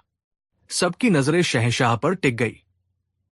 अकबर ने अपनी पारखी निगाहों से बीरबल को देखा और सीधे मुद्दे पर आ गए। बीरबल, हम जानते हैं कि तुम बहुत बुद्धिमान हो। तुम्हारी हाजिर जवाबी का कोई मुकाबला नहीं, लेकिन आज हम तुमसे एक सीधा सवाल पूछना चाहते हैं और हमें इसका सीधा जवाब चाहिए। बीरबल अपनी जगह से उठे और अदब से सिर झुकाकर बोले, हुक्म कीजिए जहांपना। ये नाचीज आपकी हर आज्ञा का पालन करेगा। अब अकबर ने वो सवाल पूछा जिसने पूरे दरबार में जैसे एक भूचाल ला दिया। बीरबल, तुम बड़े या हम? एक पल के लिए दीवान खास में सन्नाटा छा गया। हवा जैसे थम सी गई। ये कैसा सवाल था? एक मंत्री की तुलना शहंशाहन से? ये तो सूरज से दिए की तुलना करने जैसा था। दरबारियों की आंखों में एक क्रूर चमक आ गई। आज बीरबल फंस गए थे, बुरी तरह फंस गए थे। ये एक ऐसा जाल था जिसके दोनों सिरे खतरनाक थे। अगर बीरबल कहते, जहांपनाह, आप बड़े हैं, तो ये एक साधारण चापलूसी भरा जवाब होता। शहंशाह कह सकते थे, ये तो हम जानते ही हैं, इसमें तुम्हारी बुद्धि कहाँ है? और दरबारी मजाक उड़ाते कि बीरबल डर गए।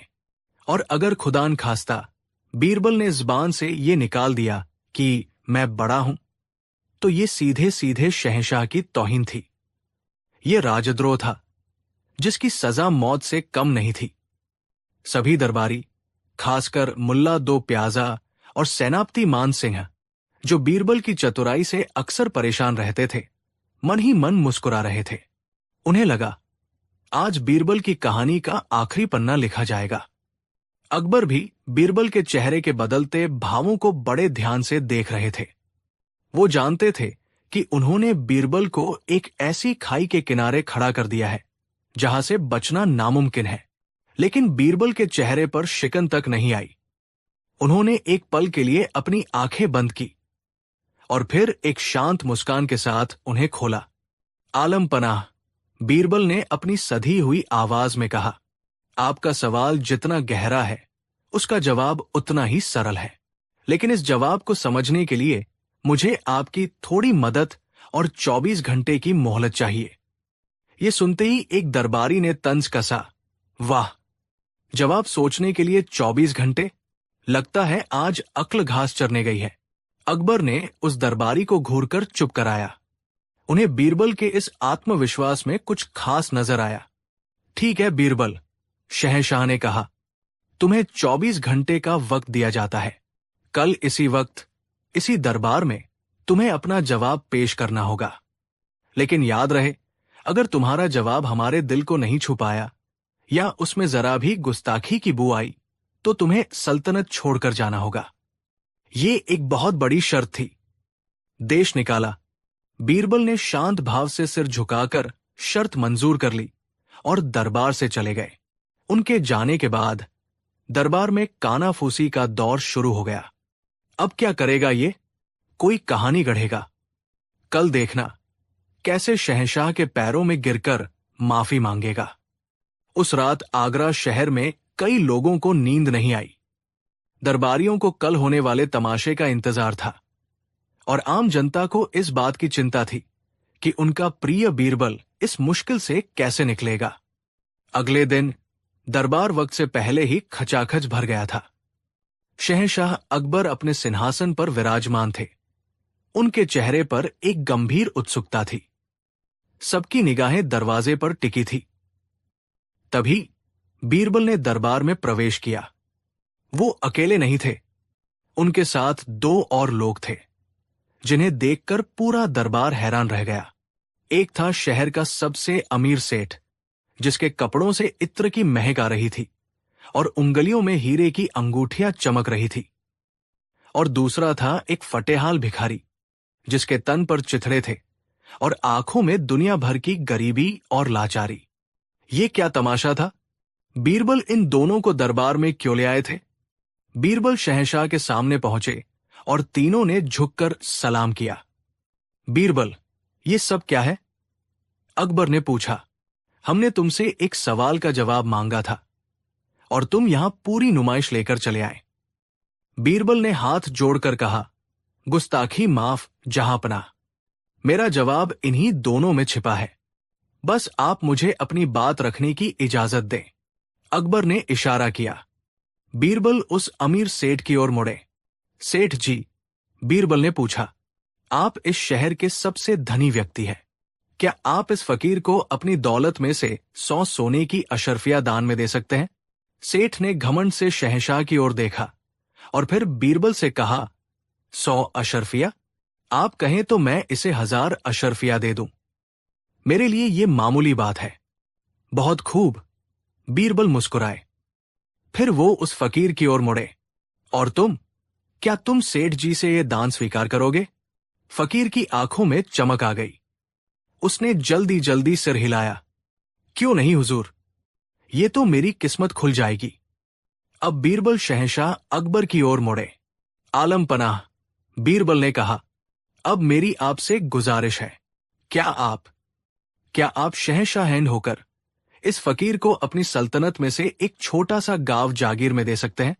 ये सुनकर दरबारी हंसने लगे। भला एक शहंशाह की तुलना एक सेठ से?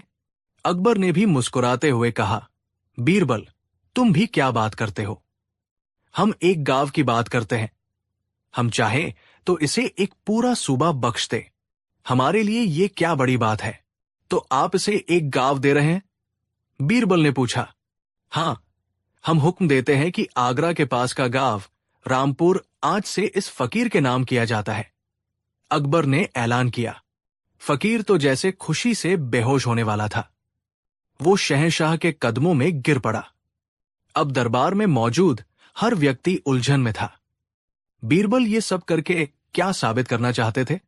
अब आया कहानी का वो मोड़ जिसने इतिहास में बीरबल का नाम हमेशा के लिए अमर कर दिया। बीरबल पहले उस अमीर सेठ के पास गए। सेठ जी, आप बहुत बड़े दानी हैं। आपने इस फकीर को 100 अशर्फिया देने का वादा किया।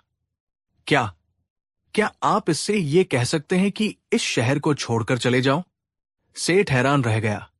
मैं ये कैसे कह सकता हूं? मैं तो सिर्फ दौलत दे सकता हूं। किसी को उसके घर से निकालने का हक मुझे किसने दिया? ये तो सिर्फ शहंशाही कर सकते हैं। बिल्कुल सही, बीरबल ने कहा। फिर वो शहंशाह अकबर की ओर मुड़े और उनकी आंखों में आंखें डालकर वो ऐतिहासिक शब्द कहे, आलम पनाह, आपने इस फकीर को एक पूरा गाँव दिया। आपकी बड़ाई और दरियादिली का कोई मुकाबला नहीं। आप इस सेठ से कहीं ज्यादा बड़े हैं। आप चाहें तो किसी को जमीन से उठाकर आसमान पर बिठा दें। अकबर गर्व से मुस्कुराए। लेकिन जहांपनाह, बीरबल ने अपनी आवाज में एक रहस्यमयी गंभीरता लाते हुए कहा, अब मेरी आपसे एक और गुजारिश है। क्या आप इस फकीर से ये कह सकते हैं, इस सल्तनत को छोड़कर अभी इसी वक्त बाहर चले जाओ? अकबर ने चौंक कर कहा, हां, क्यों नहीं? ये हमारी सल्तनत है। हम जिसे चाहे रहने का हुक्म दे और जिसे चाहे एक पल में बाहर निकाल दे। ये हमारा हक है। अब बीरबल उस फकीर के पास गए जो डर से कांप रहा था।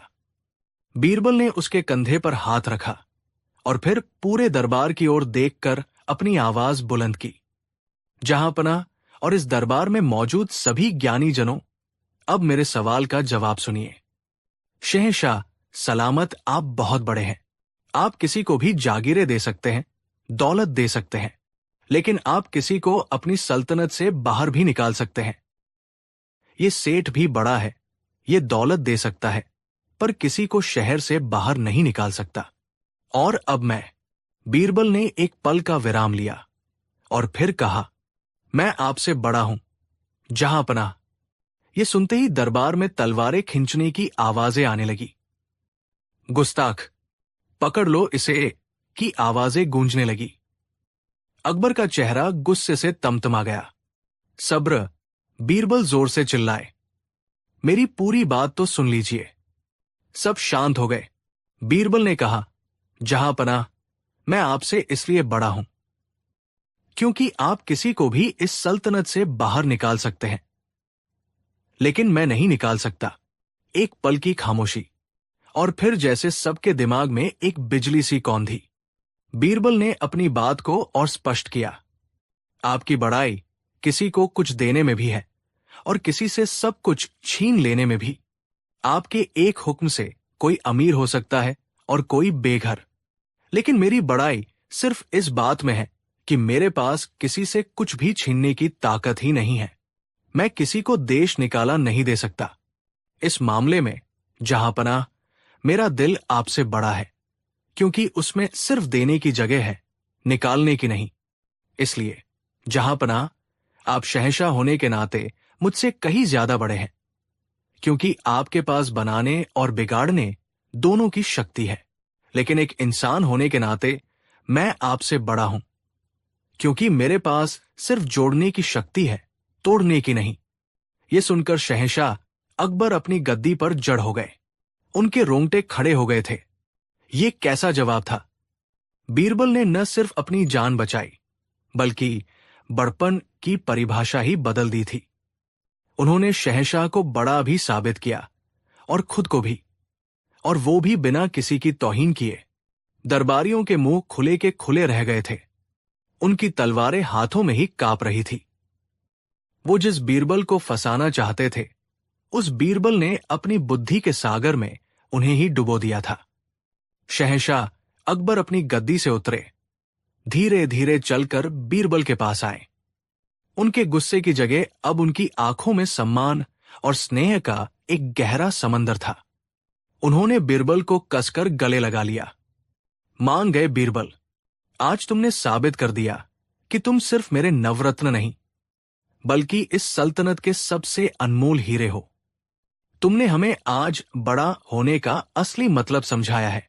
सच्ची बड़ाई शक्ति के इस्तेमाल में नहीं, बल्कि उसके संयम में है। उस दिन के बाद दरबार में फिर कभी किसी ने यह सवाल उठाने की हिम्मत नहीं की कि अकबर और बीरबल में से कौन बड़ा है, क्योंकि सब जान चुके थे कि एक सल्तनत का शहंशाह था तो दूसरा बुद्धि का, और अपनी अपनी दुनिया में दोनों ही सबसे बड़े थे। कहानी 6। इतिहास के पन्नों में जब भी शहंशाह अकबर की महानता का जिक्र होता है, तो उनकी सल्तनत के सबसे चमकदार नगीने बीरबल का नाम खुद ब खुद जुबान पर आ जाता है। बीरबल सिर्फ एक मंत्री नहीं थे, वो अकबर के विवेक की आवाज थे, उनकी मुश्किलों का हल थे और उनके अकेलेपन के साथी थे। शहंशाह का बीरबल पर अटूट विश्वास था, एक ऐसा विश्वास जो आसमान जितना ऊंचा और समंदर जितना गहरा था। लेकिन जहां सम्मान के दिए जलते हैं, वहां ईर्ष्या का धुआं भी उठता है। अकबर के दरबार में कई ऐसे अमीर और मंत्री थे जो बीरबल की इस हैसियत से जलकर कोयला हो जाते थे। उन्हें लगता था कि शहंशाह ने एक साधारण ब्राह्मण को जरूरत से ज्यादा सिर पर चढ़ा रखा है। इन जलने वालों का सरदार था हकीम जफर बेग, जो शाही हकीम होने के साथ साथ एक बेहद शातिर और मक्कार इंसान भी था। वो और उसके कुछ साथी, जैसे शाही खजांची इनायत खान और सुरक्षा प्रमुख दिलावर खान, हमेशा इसी ताक में रहते थे कि कैसे बीरबल को शहंशाह की नजरों में हमेशा के लिए गिरा दिया जाए। उन्हें बस एक मौके की तलाश थी, एक ऐसा मौका जो बीरबल की इज्जत और शोहरत को एक ही झटके में खाक में मिला दे। और जल ही किस्मत ने उन्हें वह मौका दे दिया। ईरान के शाह ने शहंशाह अकबर को दोस्ती के तोहफे के रूप में एक बेशकीमती हीरों का हार भेजा था। उस हार का नाम था नूर-ए-सल्तनत, यानी सल्तनत की रोशनी। उसमें जड़े हीरे इतने नायाब और चमकदार थे कि रात के अंधेरे में भी जुगनुओं की तरह चमकते थे। वो सिर्फ एक जेवर नहीं था, बल्कि दो महान सल्तनतों के बीच दोस्ती का प्रतीक था। अकबर उसे अपनी जान से भी ज्यादा अजीज रखते थे और उसे अपने निजी कक्ष में एक खास संदूक में रखते थे। एक सुबह जब शहंशाह उस हार को देखने के लिए अपने कक्ष में गए, तो उनके पैरों तले जमीन खिसक गई। संदूक का ताला टूटा हुआ था और नूर-ए-सल्तनत अपनी जगह से गायब था। खबर आग की तरह पूरे महल में फैल गई। शहंशाह का गुस्सा सातवें आसमान पर था। यह सिर्फ एक चोरी नहीं थी, ये शहंशाहन की इज्जत पर, उनकी सल्तनत की सुरक्षा पर एक जोरदार तमाचा था। हमारी नाक के नीचे से, हमारे निजी कक्ष से चोरी, ये कैसे मुमकिन है? दिलावर खान, आपकी सुरक्षा का क्या हुआ? हम चाहते हैं कि 24 घंटे के अंदर चोर हमारे सामने हो, वरना अंजाम बहुत बुरा होगा। पूरा दरबार कांप रहा था। दिलावर खान का चेहरा डर से सफेद पड़ गया था। छानबीन शुरू हुई, लेकिन चोर का कोई सुराग नहीं मिला। ऐसा लग रहा था जैसे चोर हवा में गायब हो गया हो। लेकिन ये कोई मामूली चोरी नहीं थी, ये एक सोची समझी साजिश थी। हार को किसी और ने नहीं, बल्कि हकीम जफर बेग और उसके साथियों ने ही गायब किया था। दिलावर खान ने अपनी हैसियत का फायदा उठाकर हार चुराया था और अब वो सब उसे अपनी साजिश के सबसे घिनौने पड़ाव पर ले जाने के लिए तैयार थे। उनका निशाना एक ही था, बीरबल। उनकी योजना बहुत ही शातिराना थी। उन्होंने उस बेशकीमती हार को बीरबल के उस शाही अंगरखे, एक तरह का लंबा कोट, के अस्तर के अंदर बड़ी सफाई से सिल दिया था, जिसे बीरबल सिर्फ खास मौकों पर ही पहनते थे। उन्हें पता था कि बीरबल को इस बात की भनक तक नहीं लगेगी। अगले दिन जब दरबार लगा तो माहौल में भारी तनाव था। शहंशाह का गुस्सा अब भी शांत नहीं हुआ था। तभी हकीम जफर बेग अपनी जगह से उठा और बड़ी ही नाटकीय अदा से बोला, आलम पनाह, गुस्ताखी माफ, पर इस चोरी के बारे में मैं कुछ अर्ज करना चाहता हूं। अकबर ने कहा, कहो, क्या कहना चाहते हो? जहां पनाह, ये चोरी किसी बाहरी चोर का काम नहीं लगती। महल की सुरक्षा इतनी कड़ी है कि कोई परिंदा भी पर नहीं मार सकता। मुझे शक है कि ये किसी अपने का ही काम है, किसी ऐसे का जिस पर आप आंख मूंद कर भरोसा करते हैं। ये सुनकर दरबार में कानाफूसी शुरू हो गई। अकबर, साफ साफ कहो, जफर बेग, तुम्हारा इशारा किसकी तरफ है? अब जफर बेग ने अपना सबसे जहरीला तीर चलाया। उसने बीरबल की ओर इशारा करते हुए कहा, आलम पनाह, मेरा शक आपके सबसे चहेते सलाहकार बीरबल की तरफ है। ये सुनते ही जैसे पूरे दरबार में बिजली दौड़ गई। बीरबल, जो शांत खड़े थे, उन्होंने भी हैरानी से जफर बेग को देखा। खुद शहंशाह अकबर अपनी गद्दी पर तनकर बैठ गए। अकबर ने गुस्से से कहा, जफर बेग, होश में तो हो? तुम जानते हो तुम किस पर इल्जाम लगा रहे हो? अगर ये बात झूठी निकली तो तुम्हारी जुबान खिंचवा ली जाएगी। जहां अपना, मैं अपनी जान की बाजी लगा रहा हूं, लेकिन सल्तनत की इज्जत के आगे मेरी जान कुछ भी नहीं। मुझे पक्की खबर मिली है। अगर आपको यकीन न हो तो आप अभी इसी वक्त बीरबल के अंगरखे की तलाशी ले सकते हैं। अब सबकी नजरें बीरबल पर थी। बीरबल के चेहरे पर कोई शिकन नहीं थी। वो जानते थे कि ये एक साजिश है, लेकिन उन्हें ये नहीं पता था कि ये साजिश कितनी गहरी है। बीरबल ने शांत भाव से कहा, जहांपनाह, मैं तलाशी के लिए तैयार हूं। दूध का दूध और पानी का पानी हो जाना चाहिए। अकबर एक भयानक कशमकश में थे।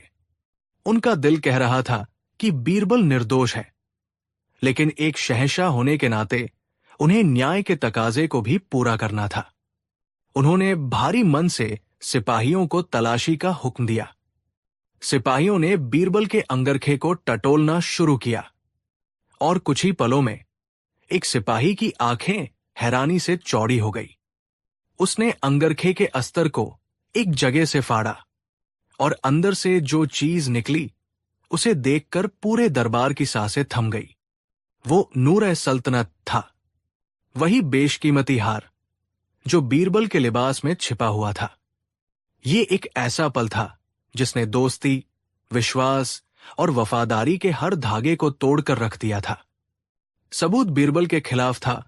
अकाट्य और सजीव, हकीम जफर बेग और उसके साथियों के चेहरों पर एक शैतानी मुस्कान थी। उनकी साजिश कामयाब हो चुकी थी। अकबर की आंखों में आंसू थे।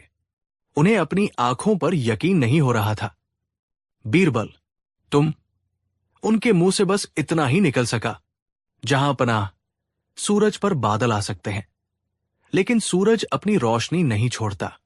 मैं निर्दोष हूं। यह मेरे खिलाफ एक बहुत बड़ी साजिश है।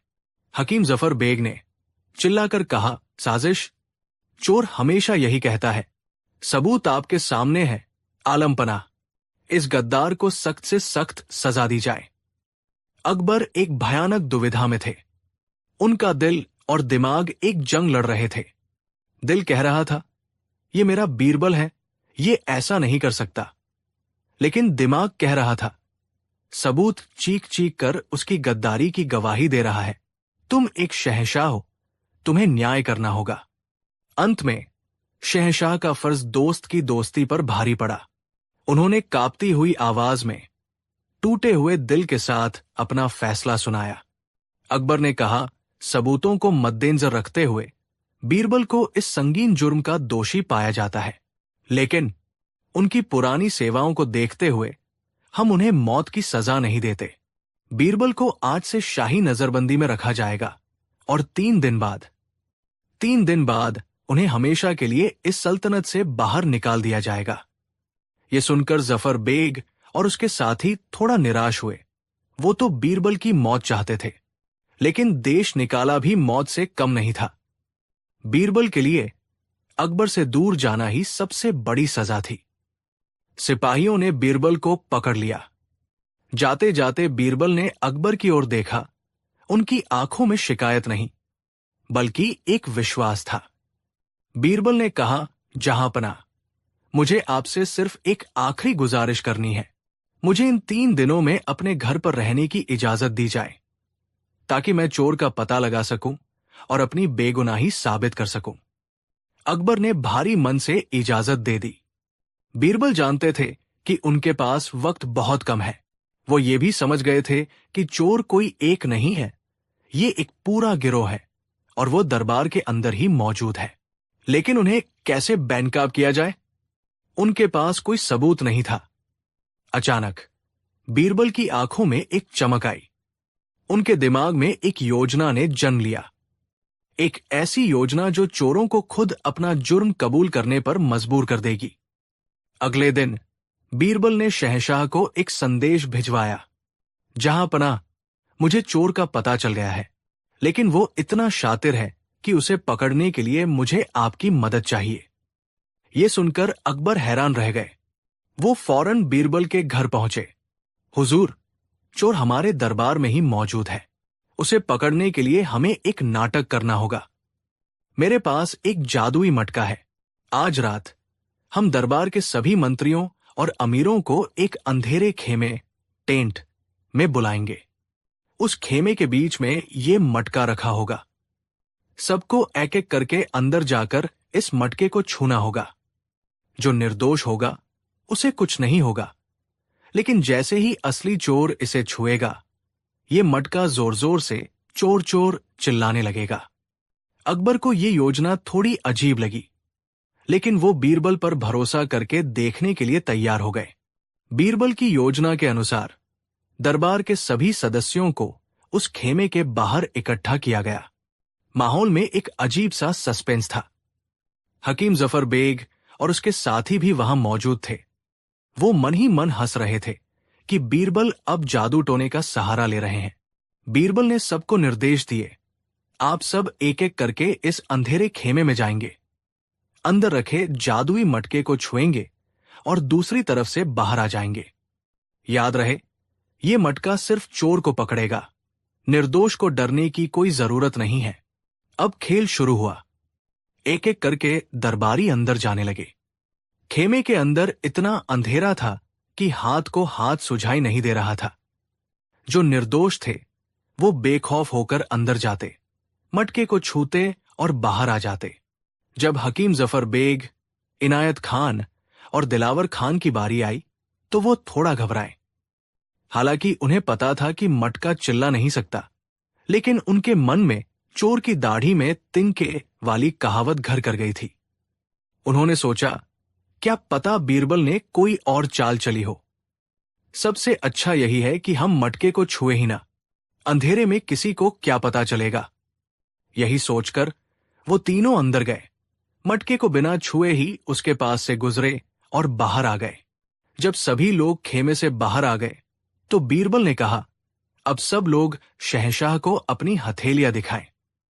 सबने अपनी हथेलियां आगे कर दी और तभी दूध का दूध और पानी का पानी हो गया।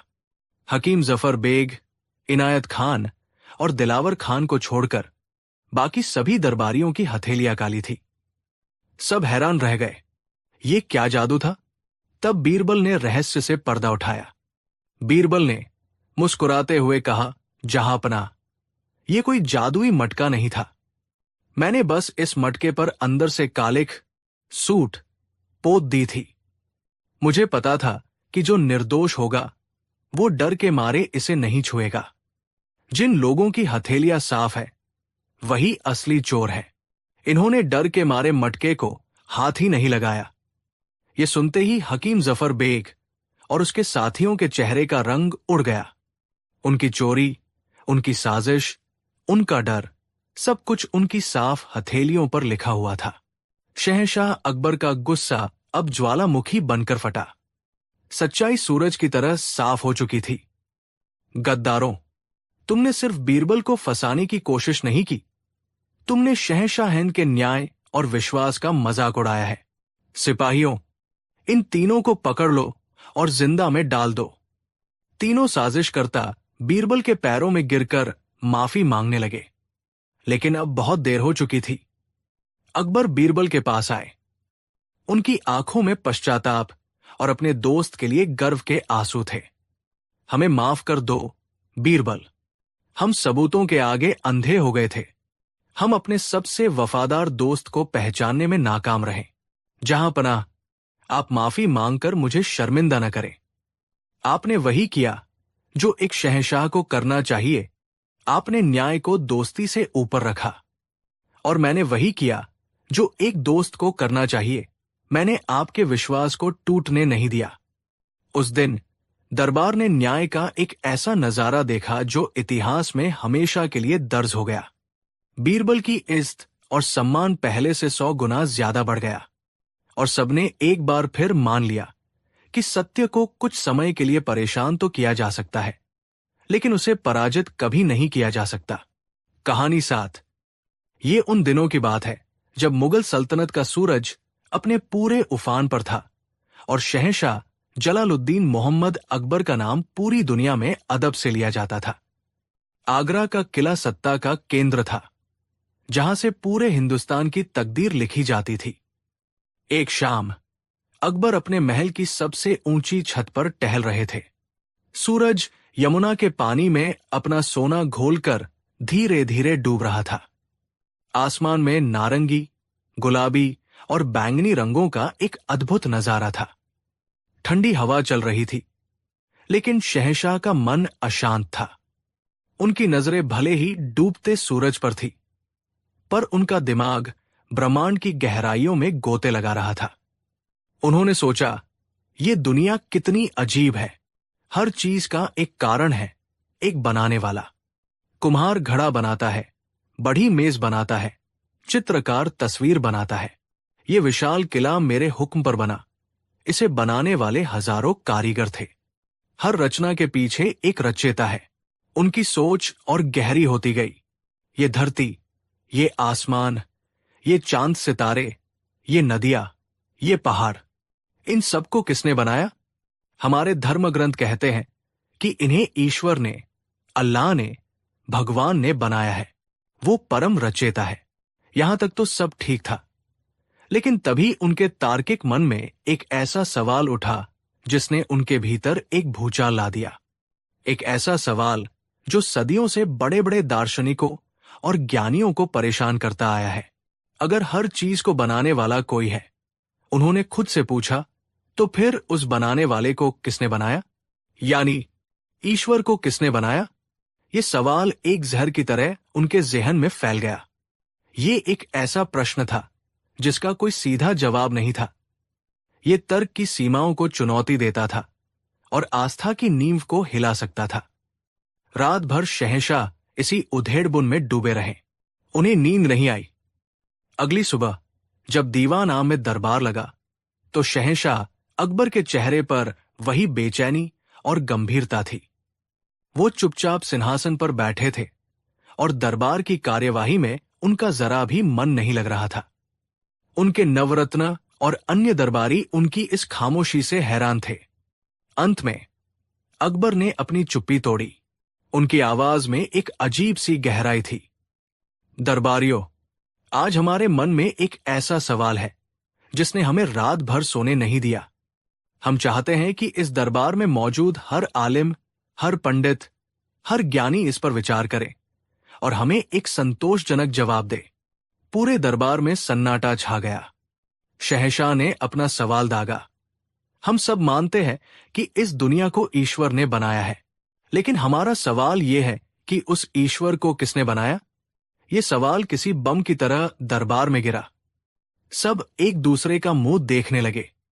ये एक ऐसा सवाल था जिसे पूछने की हिम्मत भी कोई नहीं कर सकता था, क्योंकि इसे पूछना ईश्वर के अस्तित्व पर सवाल उठाने जैसा था। दरबार में मौजूद शाही इमाम और बड़े बड़े धर्मगुरुओं के चेहरे पर गुस्सा और हैरानी के भाव एक साथ आ गए। शहंशाह के सवाल ने एक बहस छेड़ दी। सबसे पहले शाही इमाम, जो इस्लाम के बड़े विद्वान थे, खड़े हुए। उन्होंने थोड़े सख्त लहजे में कहा, आलम पनाह, ये एक कुफ्र, ईशनिंदा से भरा सवाल है। अल्लाह स्वयंभू है। वो हमेशा से था, हमेशा रहेगा। उसे किसी ने नहीं बनाया। वो वजह अव्वल है, यानी हर चीज का पहला कारण। उसके कारण के बारे में पूछना ही सबसे बड़ी नादानी है। अकबर ने सिर हिलाया। इमाम साहब, हम आपकी आस्था का सम्मान करते हैं, लेकिन वो स्वयंभू है, ये एक विश्वास है, हमारे तार्किक मन का समाधान नहीं। हमारा मन क्यों और कैसे जानना चाहता है। अगर हर चीज का कोई बनाने वाला है, तो ये नियम ईश्वर पर आकर क्यों रुक जाता है? इसके बाद दरबार में मौजूद एक महान वेदांती पंडित जी खड़े हुए। उन्होंने संस्कृत के श्लोकों का उच्चारण करते हुए कहा, महाराज, आपका प्रश्न गहन है। हमारे वेदों के अनुसार ब्रह्मा ही अंतिम सत्य है। वो अनादि है, अनंत है, अकारण है। वो निराकार है और हर आकार में वही व्याप्त है। वो कारण और कार्य दोनों से परे है। उसे बनाने का प्रश्न ही नहीं उठता, क्योंकि बनना और बनाना समय और स्थान के भीतर होता है, जबकि ब्रह्मा इन सबसे परे है। अकबर ने कहा, पंडित जी, आपकी बातें बहुत गूढ़ और ज्ञानवर्धक है, लेकिन ये एक आम इंसान की समझ से बहुत परे है। हम कोई ऐसा जवाब चाहते हैं जिसे एक साधारण दिमाग भी समझ सके, महसूस कर सके। अब बारी थी मुल्ला दो प्याजा की, जो बीरबल से जलते थे और हमेशा उन्हें नीचा दिखाने का मौका ढूंढते थे। उन्होंने सोचा कि ये बीरबल को फंसाने का सुनहरा मौका है। मुल्ला ने व्यंग्यात्मक मुस्कान के साथ कहा, जहां पनाह, ये सवाल ही गलत है। कुछ चीजें इंसान की समझ से बाहर होती हैं और उन्हें वैसे ही स्वीकार कर लेना चाहिए। मुझे तो लगता है कि आपके इस जटिल सवाल का जवाब हमारे चतुर शिरोमणि बीरबल के पास भी नहीं होगा। क्यों बीरबल, आज तुम्हारी बुद्धि भी घास चरने चली गई क्या? सबकी निगाहें अब बीरबल की ओर घूम गई, जो अब तक चुपचाप एक कोने में खड़े सब कुछ देख और सुन रहे थे। उनके चेहरे पर न तो कोई घबराहट थी और न ही कोई अहंकार, बस एक शांत सी मुस्कान थी। अकबर ने उम्मीद भरी नजरों से बीरबल की ओर देखा। बीरबल, क्या इस विषय पर तुम कुछ कहना चाहोगे? क्या तुम्हारे पास हमारे इस बेचैन मन के लिए कोई मरहम है? बीरबल ने आगे बढ़कर शहंशाह को सलाम किया। आलम पनाह, आपका सवाल न तो कुफ्र है और न ही नादानी। ये एक जिज्ञासु मन की स्वाभाविक उपज है। जो सोचेगा वो ये सवाल जरूर पूछेगा। उन्होंने आगे कहा, दरबार में मौजूद सभी विद्वानों ने जो कहा वो अपनी अपनी जगह पर सत्य है। ईश्वर स्वयंभू है, अनादि है, अकारण है, लेकिन ये केवल शब्दों का ज्ञान है। मैं आपको इस सत्य का अनुभव करवाना चाहता हूं, एक ऐसा जवाब देना चाहता हूं जिसे आप सिर्फ सुनेंगे नहीं बल्कि देखेंगे और समझेंगे। अकबर की आंखों में चमक आ गई। हम यही तो चाहते हैं बीरबल। बीरबल ने कहा, लेकिन जहांपनाह, इस अनुभव के लिए मुझे कुछ समय और कुछ चीजों की जरूरत होगी। ये कोई जादू नहीं है, बल्कि समझ का एक खेल है। क्या चाहिए तुम्हें? अकबर ने उत्सुकता से पूछा। बीरबल ने बड़ी सादगी से कहा, मुझे 7 दिन का समय चाहिए और 7वें दिन दरबार में मुझे बस 3 चीजें चाहिए होंगी। एक कटोरी दूध, एक कटोरी चीनी और एक 5 साल का छोटा बच्चा। ये सुनते ही पूरा दरबार ठहाकों से गूंज उठा। मुल्ला दो प्याजा ने मजाक उड़ाते हुए कहा, हाँ, अब बीरबल दूध में चीनी घोलकर बच्चे को पिलाएगा और उसी से ईश्वर का रहस्य पूछेगा। वाह रे बीरबल, क्या तरकीब निकाली है। दूसरे दरबारी भी हंसने लगे। उन्हें लगा कि बीरबल या तो पागल हो गए हैं या फिर समय काटने के लिए बहाना बना रहे हैं। लेकिन अकबर बीरबल की काबिलियत को जानते थे। उन्होंने सोचा कि बीरबल की किसी भी बात में कोई न कोई गहरा राज जरूर छिपा होता है। उन्होंने दरबार को शांत कराते हुए कहा, खामोश, हमें बीरबल की शर्त मंजूर है। बीरबल, तुम्हें 7 दिन का समय दिया जाता है। 7वें दिन तुम अपनी इन अजीब चीजों के साथ दरबार में हाजिर होना। लेकिन याद रखना, अगर तुम हमें संतुष्ट नहीं कर पाए तो तुम्हें सबसे बड़े मसखरे, मजाकिया की उपाधि दी जाएगी। मुझे मंजूर है आलम पनाह, कहकर बीरबल वहां से चले गए। 7 दिन कैसे बीते पता ही नहीं चला। पूरे आगरा में यह खबर फैल गई थी कि बीरबल एक बच्चे, दूध और चीनी से ये बताने वाले हैं कि ईश्वर को किसने बनाया। 7वें दिन दीवान ए खास लोगों से खचाखच भरा हुआ था। हर कोई ये अनोखा तमाशा देखने के लिए उत्सुक था। शहंशाह अकबर अपने सिंहासन पर विराजमान थे। उनके आदेश पर एक प्यारा सा मासूम 5 साल का बच्चा, जिसका नाम गोपाल था, दरबार में लाया गया। साथ ही एक सोने की कटोरी में दूध और एक चांदी की कटोरी में चीनी रखी गई। बीरबल ने बच्चे के पास जाकर उसके सिर पर हाथ फेरा और बड़े प्यार से पूछा, गोपाल बेटा, क्या तुम्हें मीठा दूध पसंद है? बच्चे ने मासूमियत से सिर हिलाया। हाँ, बहुत पसंद है। तो चलो आज हम मीठा दूध बनाते हैं, बीरबल ने कहा और चीनी की कटोरी बच्चे के हाथ में दे दी। बेटा, ये चीनी दूध में डालकर अच्छे से मिला दो। बच्चे ने खुशी खुशी चीनी दूध में डाली और अपनी नन्ही उंगलियों से उसे घोलने लगा। कुछ ही देर में चीनी दूध में पूरी तरह घुल गई। अब बीरबल ने पहला पड़ाव शुरू किया। उन्होंने बच्चे से पूछा, गोपाल, दूध तो मीठा हो गया, पर यह बताओ चीनी कहाँ गई? बच्चे ने दूध की कटोरी में झांक कर देखा और बोला, चीनी तो इसी में है। बीरबल ने कहा, पर दिख तो नहीं रही, मुझे निकाल कर दिखाओ। बच्चे ने दूध में हाथ डालकर चीनी को ढूंढने की कोशिश की, पर उसके हाथ कुछ नहीं आया। वो बोला, वो तो घुल गई, पर है इसी के अंदर। आप चख कर देखो, दूध मीठा है। बीरबल मुस्कुराए और शहंशाह की ओर मुड़े। जहां पनाह, ईश्वर भी इसी चीनी की तरह है। वो इस सृष्टि के कण कण में घुला हुआ है, हर चीज को मिठास और सार्थकता दे रहा है, पर इन आंखों से दिखाई नहीं देता। उसे केवल अनुभव किया जा सकता है। दरबार में बैठे लोग इस सरल उदाहरण से प्रभावित हुए। लेकिन अकबर ने कहा, यह तो ठीक है बीरबल, लेकिन यह हमारे मूल प्रश्न का उत्तर नहीं है। हमारा सवाल था कि ईश्वर को बनाया किसने? मैं उसी पर आ रहा हूं। जहां पनाह, बीरबल ने शांति से कहा।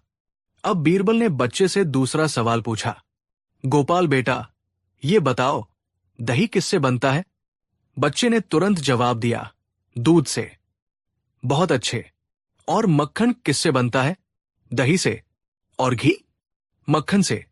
बीरबल ने शहंशाह की ओर देखा। जहां पनाह, आप देख रहे हैं, हर चीज के बनने का एक क्रम है। घी का स्रोत मक्खन, मक्खन का दही और दही का दूध। अब बीरबल अपने अंतिम और निर्णायक सवाल पर आए। उन्होंने बच्चे से पूछा, शाबाश गोपाल, तुमने सब सही बताया। अब ये बताओ, ये दूध किससे बनता है? ये सवाल सुनकर बच्चा थोड़ा रुका। उसने सोचा और फिर बोला, दूध तो गाय देती है। बच्चे का जवाब सुनकर दरबार में बैठे लोग मुस्कुरा दिए। ये कितना सरल उत्तर था। बीरबल ने फिर पूछा, और बेटा, गाय को किसने बनाया? बच्चे ने बिना एक पल सोचे ऊपर की ओर देखकर कहा, भगवान ने। अब दरबार में पूरी तरह शांति छा गई थी।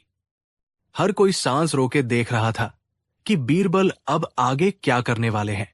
बीरबल ने बच्चे के सामने झुककर, उसकी आंखों में आंखें डालकर बहुत ही धीरे से वही सवाल पूछा जो शहंशाह ने पूछा था, और प्यारे गोपाल, उस भगवान को किसने बनाया? बच्चा बीरबल को देखकर खिलखिलाकर हंस पड़ा, जैसे किसी ने उससे दुनिया का सबसे मजेदार और बेतुका सवाल पूछ लिया हो। वो अपनी तोतली ज़बान में बोला, आप भी कैसी बातें करते हो? भगवान को कोई बनाता थोड़ी है, वो तो खुद ही होते हैं, सब कुछ वही तो बनाते हैं। ये कहकर वो फिर से हंसने लगा। उसकी हंसी इतनी निश्चल और सच्ची थी कि पूरे दरबार का गंभीर माहौल हल्का हो गया। बीरबल सीधे खड़े हुए और शहंशाह अकबर की ओर मुड़े। उनके चेहरे पर एक गहरी संतुष्टि का भाव था। जहां पनाह, बीरबल ने कहा, आपके सवाल का जवाब इस बच्चे की हंसी और उसकी बातों में है। उन्होंने समझाया, हमारा तार्किक मन हर चीज को एक क्रम में देखता है, घी, मक्खन, दही, दूध। लेकिन दूध पर आकर ये क्रम बदल जाता है। दूध किसी चीज से बनता नहीं है, उसे गाय देती है। वो एक स्रोत है। इसी तरह हमारा मन हर रचना के पीछे रचयिता को ढूंढता है, लेकिन ईश्वर पर आकर ये तर्क समाप्त हो जाता है। वो परम स्रोत है। इस बच्चे का मन अभी दुनिया के तर्कों और कुतर्कों से मैला नहीं हुआ है। वो जानता है कि हर चीज का एक अंत होता है, एक शुरुआत होती है। उसके लिए ईश्वर ही वो शुरुआत है, जहां से सब कुछ शुरू होता है। उसके आगे किसने बनाया का सवाल ही पैदा नहीं होता। इसीलिए उसे ये सवाल मजाकिया और बेतुका लगा। आलम पनाह, ईश्वर को किसने बनाया, ये सवाल हमारे सीमित मानव मस्तिष्क की उपज है, जो हर चीज को कारण और कार्य के तराजू में तौलता है, जबकि ईश्वर इन सभी नियमों से परे है। वो बिंदु है जहां तर्क समाप्त होता है और आस्था का आरंभ होता है। इस सवाल का सबसे सच्चा जवाब किसी ज्ञानी के जटिल श्लोकों में नहीं, बल्कि इस बच्चे की निश्चल हंसी में छिपा है। बीरबल की बातें सुनकर शहंशाह अकबर अपनी सिंहासन से उठ खड़े हुए। उनकी आंखें भर आई थी। उन्हें अपने सवाल का जवाब मिल गया था। वो जवाब किसी किताब में नहीं, बल्कि प्रकृति की सबसे सुंदर रचना, एक बच्चे की मासूमियत में मिला था। उन्होंने आगे बढ़कर उस बच्चे को गोद में उठा लिया और प्यार किया। फिर वो बीरबल की ओर मुड़े। बीरबल, आज तुमने हमें केवल एक सवाल का जवाब नहीं दिया, बल्कि जीवन का सबसे बड़ा सबक सिखाया है। तुमने साबित कर दिया कि सबसे गहरे रहस्य का हल सबसे सरल चीजों में छिपा होता है। हम तुम्हारी बुद्धि और प्रज्ञा के कायल हैं। शहंशाह ने बीरबल को हीरे जवाहरात से तौल देने का आदेश दिया और मुल्ला दो प्याजा और अन्य दरबारियों के चेहरे शर्म से झुक गए। उस दिन के बाद शहंशाह अकबर ने फिर कभी ऐसा सवाल नहीं पूछा जो तर्क की सीमाओं से परे हो। वो समझ गए थे कि कुछ चीजें जानने के लिए नहीं, बल्कि सिर्फ मानने और महसूस करने के लिए होती है।